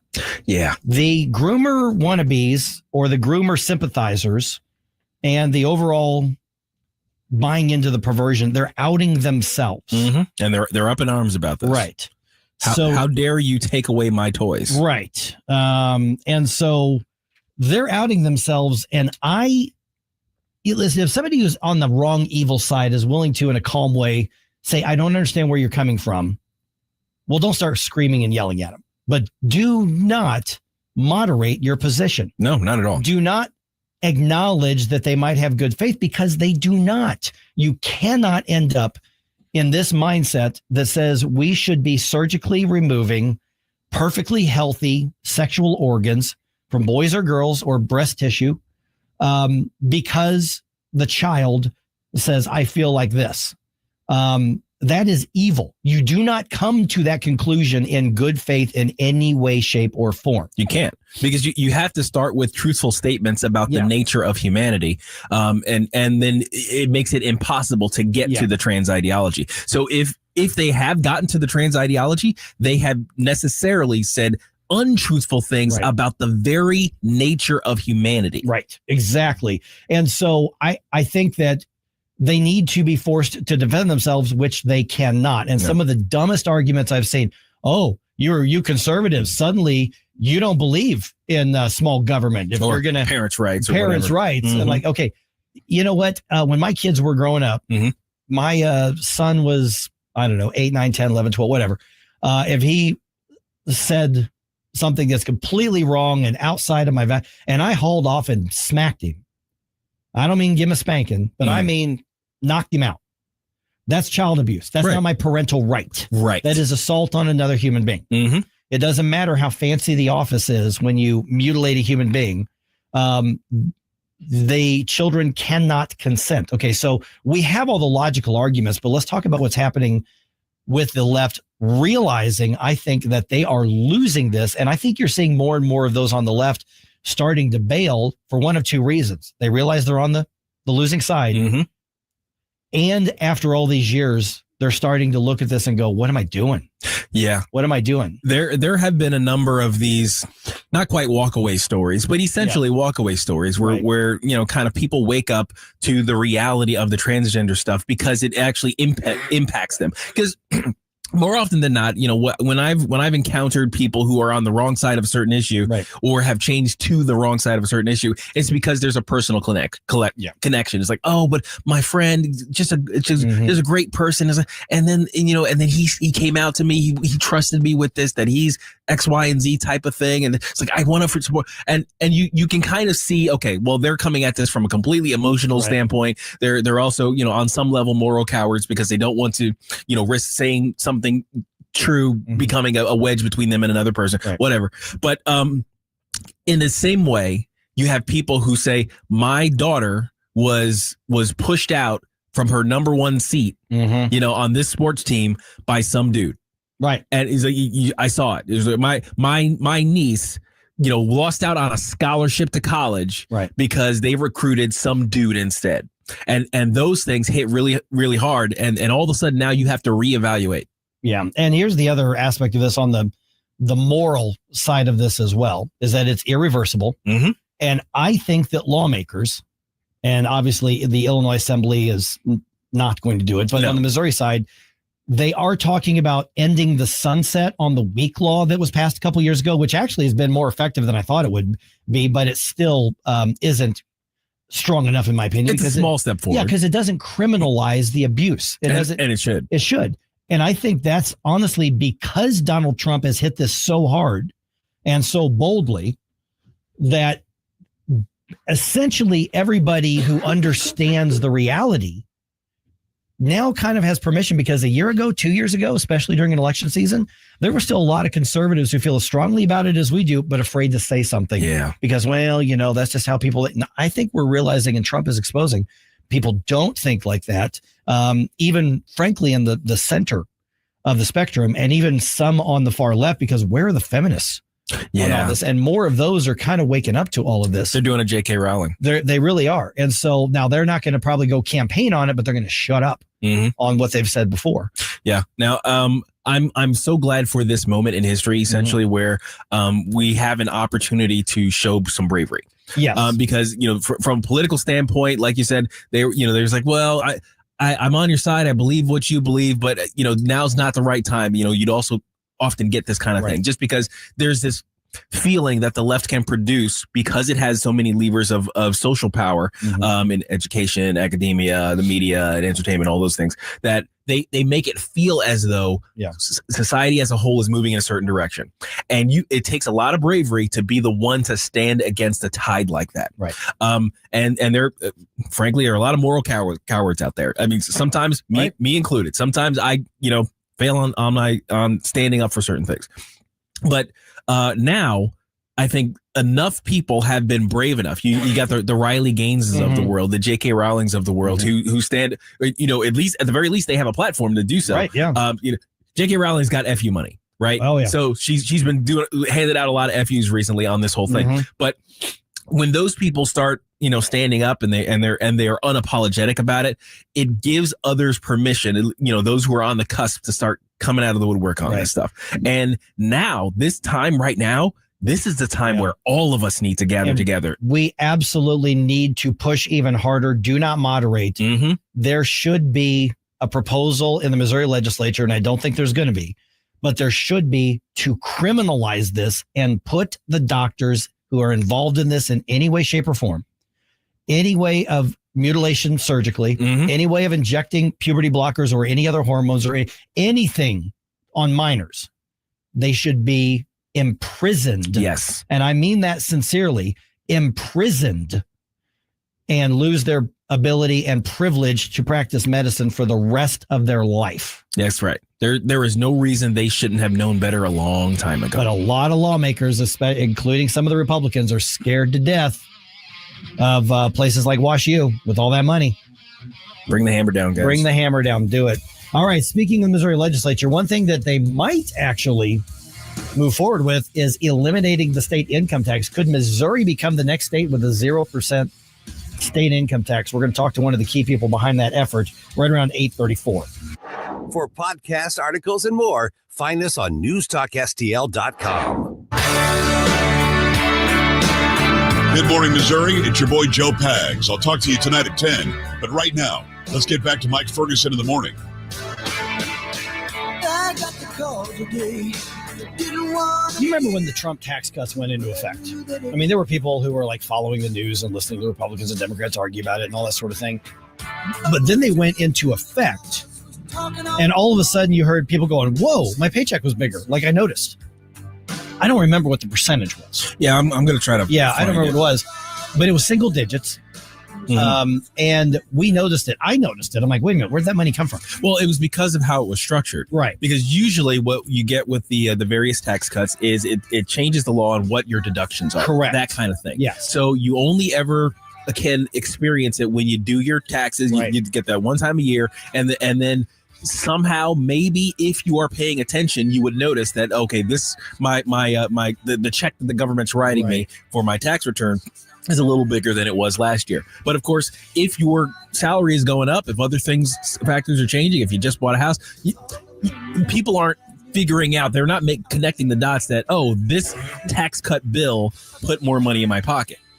But what the Tax Cuts and Jobs Act, I think, did was it changed the tables. Right. It changed, how much is actually withheld from your taxes. At this income, it's this percent. Et cetera. So what happens is when the tables change, the payroll department at every company all over the country had to make an adjustment to the calculation, and it came out that you got more in your check every week, and you saw it immediately, and you felt it, and it was Republicans, Democrats, across the board. Nobody really could deny that, or most people could not deny that. Okay, this made a difference. I don't know why other tax cut plans have never tried to do it this way. Right. So what if there were something along that same mindset in Missouri? We're joined now by Dennis Ganal from Mo Tax Relief Now. Dennis, it's been a while since we chatted. Appreciate you reaching out to me the other day. That's so we've got there's been a proposal to eliminate the state income tax last 2 or 3 sessions. But let's start with the reality of the politics of it. Then I want to get into what would actually happen and what the bill actually looks like. I got a gut feeling that if there's an ability to actually pass, this might be the year 2025, with all the dysfunction we've seen in the legislature in the recent years, to actually make Missouri the next state to not charge a state income tax. I mean, are the dynamics in place that that's legitimately a possibility? Good morning, first of all. Thanks so much for having me, Mike, Gabe. This is the year. We've got Governor Kehoe has come out and said that he supports eliminating the income tax. And then we've had 6 senators file the same bill that was filed in the House by Bishop Davidson and Ben Keithley, who are the authors on this bill. And so we feel really good about it. We've built a strong coalition. We've had Grover Norquist in from Americans for Tax Reform 2 times in the last couple of months to visit with the governor, to visit with legislators. We had a huge rally there last week for the legislators. It was standing room only. We've had Alex, the American Legislative Exchange Council, in 2 times in the last couple of months, also doing that. My understanding is the economist Art Laffer has visited with the governor a couple of times. So and the grassroots groups, we probably have a dozen of them working together to push this year. So it's good. Morning, Dennis. Gabe Pfeiffer here. So Of course, the typical criticism of any sort of tax cut coming from the left tends to be, oh, knows my government revenues. Right. So how do you address that particular criticism of any tax cut, let alone the elimination of a pretty large revenue generator for the state? The entire state government's going to collapse, and they're not going to be able to feed children on welfare, and we're not going to have police or it's all going. We're all going to die. Basically, is what I'm told. That's what they're telling us. Yeah, that's exactly right. Well, first of all, the income tax represents like 65% of the general revenue fund. So that's the amount of money that we're talking about. It's about $9 billion. That's a lot. Yeah, so it's significant. So each family pays $4,700 per $100,000 that they earn. The only people that get zero income tax right now are a single who earns $10,000 or less, a couple who earns $20,000 or less, or seniors have zero income tax because of our bill on Social Security and public pension. Everybody else is paying 4.7%. What we're going to do with this bill is we're going to replace the income tax with a broad-based consumption tax. And so sales tax. And so what's going to happen is the sales tax now is 4.25 or 4.225, something like that. And that's going to be reduced to 4%. So everybody will pay 4%. So it'll already be a quarter point less on goods and services that they may not have, paid taxes on in the past. There's a special tax, I believe, for lobbyists. So it's a little bit higher. So lobbyists pay a little bit more even. And so that's how they'll replace it. So the more you consume, the more you'll be contributing. They've done the numbers so that at the end of this thing, it's going to be revenue neutral. There's not going to be, they've worked on the numbers. Ben and Bishop have worked on the numbers. They've consulted with economists, Department of Revenue, everyone, so that this is how you fill that void. And then they're also capping spending, and they're tying spending to population growth. So no longer will they just be able to keep blowing up the revenue side. And so they're capping revenue and they're capping spending, and they're basing that on, well, how big does the population grow? And if the population doesn't grow, neither does the spending and neither does the budget. There's a couple of different, checks and balances. And then they're going to develop like a rainy day fund that, in case things would happen or something like that with it. And they also have a situation where that if they collect excess money, well, then what they'll start doing is they'll start buying down the corporate tax to get the corporate tax to zero. So that's how it's being put together. Now, this sounds very similar, at least the tax replacement part of it, to a proposal at the federal level that I've been following for a few years now, where the idea of replacing the income tax with a consumption tax. They used to call it the fair tax. The fair tax, I think. It was the fair tax plan. Yeah, that's right. Were there any cues taken from that plan? Well, I'm sure, we've referred to everything that's been done. There's 9 states that have it right now. We want to be the 10th. And from what we understand, if we get the bill that we've presented right now, and we get it through pretty much, unattached, everyone that we've talked to in ALEC and all the other tax groups, ATR, they said that we'll have the strongest zero income tax bill in the country. So we're hoping it becomes like the model for other states too. We're visiting with Dennis Ganal from Mo Tax Relief Now, and we're going to give you the website if you want to get involved in that. Okay, so a lot of people may be saying, okay, well, if it's revenue neutral and the taxes are going to come in through consumption tax, sales taxes, it's been argued, are regressive. It hits the poor harder than others. So why does it matter to me and my family if I'm paying it in sales tax as opposed to an income tax that comes out of my check? Why do I come out ahead on that? We heard that argument. We had a rally at the Capitol on Tuesday. We had almost 60 people come from all over the state. We went down and we gave testimony. And of course, that point was brought up that this is going to be a regressive tax. The bottom line is, most families are limited in how much they're spending. And so let's say that the average family brings in $100,000 a year, husband and wife. And the question is, they've already been buying their food. They've already been buying their groceries. They've already been buying all of their goods and services at that level of income. And they're spending on that $100,000 that they get $4,700 in income tax. Well, the question really is how much more are they going to consume, right, that would equal the $4,700 that they're going to be saving. And, it's our contention that it's basically a wash. I don't mean to sound Missouri when I say it. we were grinning. We were grinning. Yeah. We like it. But so how much more? They're not going to be able to consume that much more because they don't have that much more. So the real money is going to be taxing. Like we did get one opposition from the Missouri Board of Realtors, and the Missouri Board of Realtors said that. What did they say? They said that, hey, this is no good. In 2016, they paid a lot of money. He admitted, they paid to change our constitution to exempt real estate commissions from sales tax. And that's kind of scary in itself when you think about it.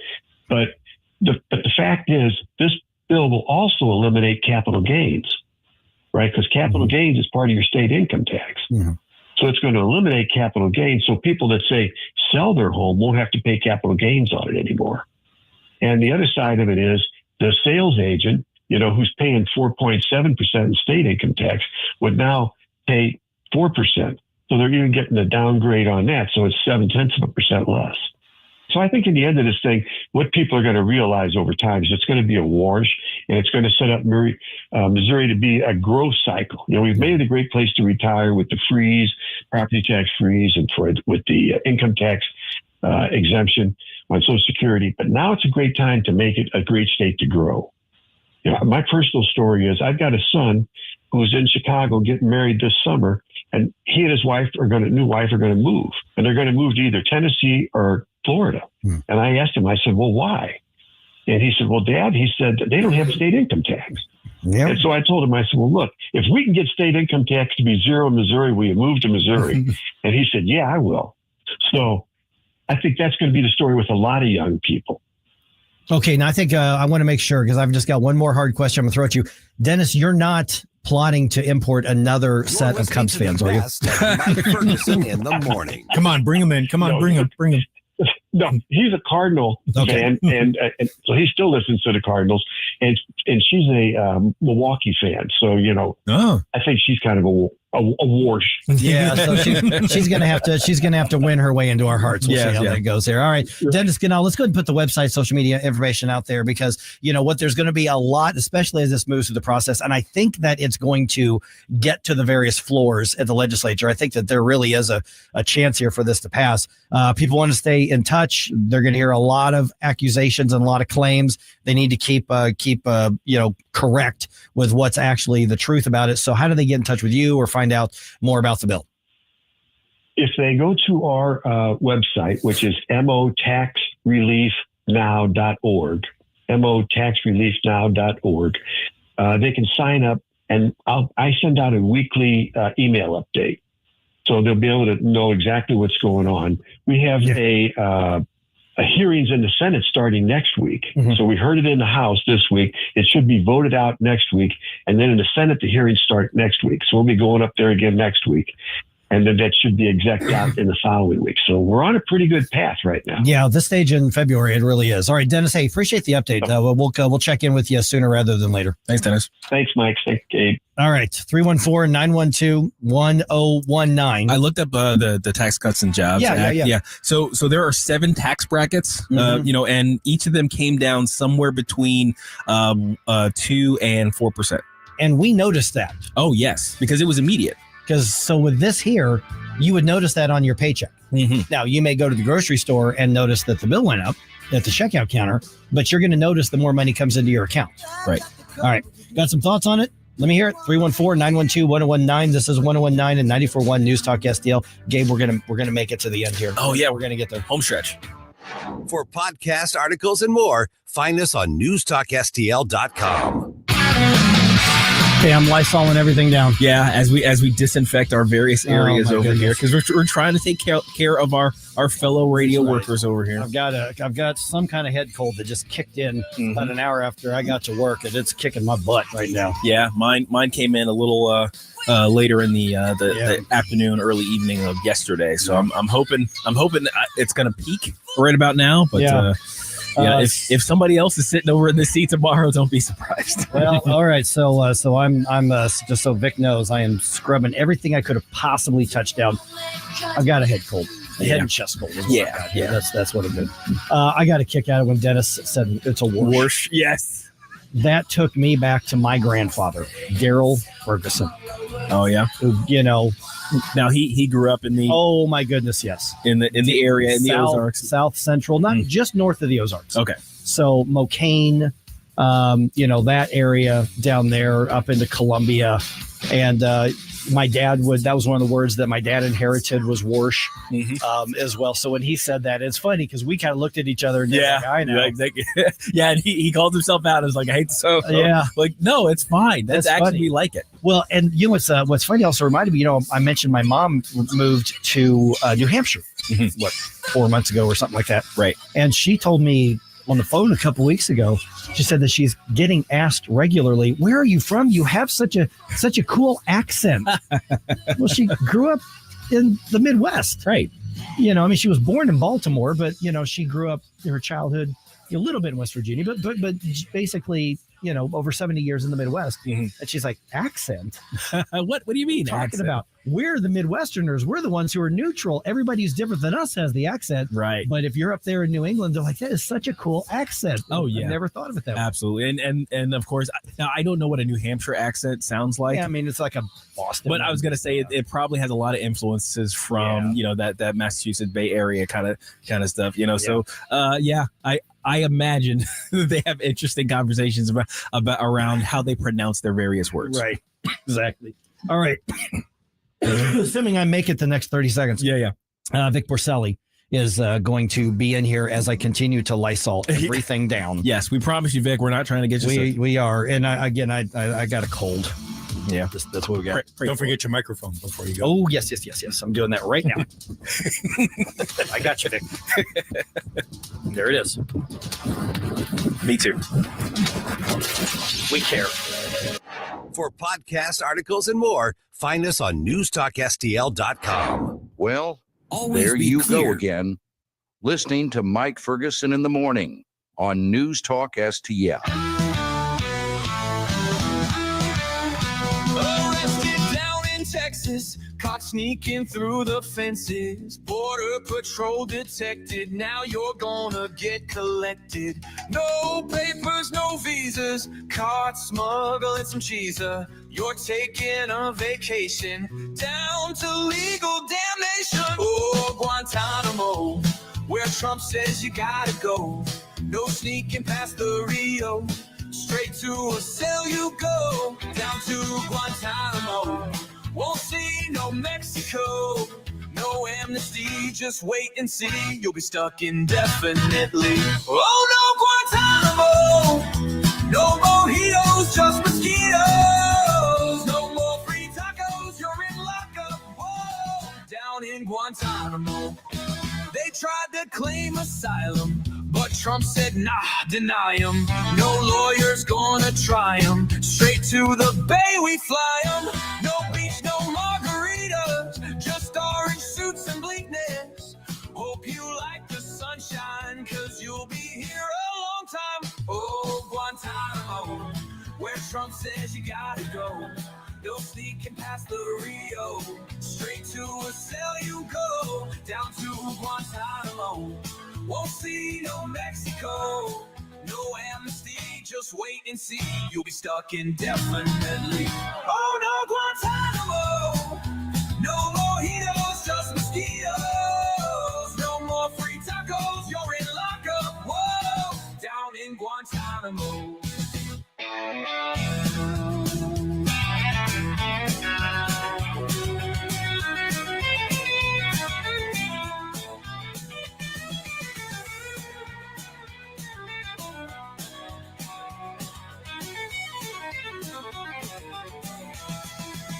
They tried to claim asylum, but Trump said, nah, deny him. No lawyer's gonna try him. Straight to the bay we fly him.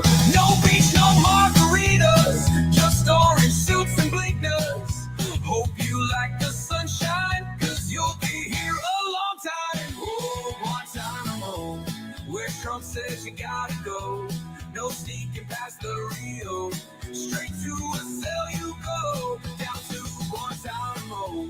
Won't see no Mexico. No amnesty. Just wait and see. You'll be stuck indefinitely. Oh no, Guantanamo.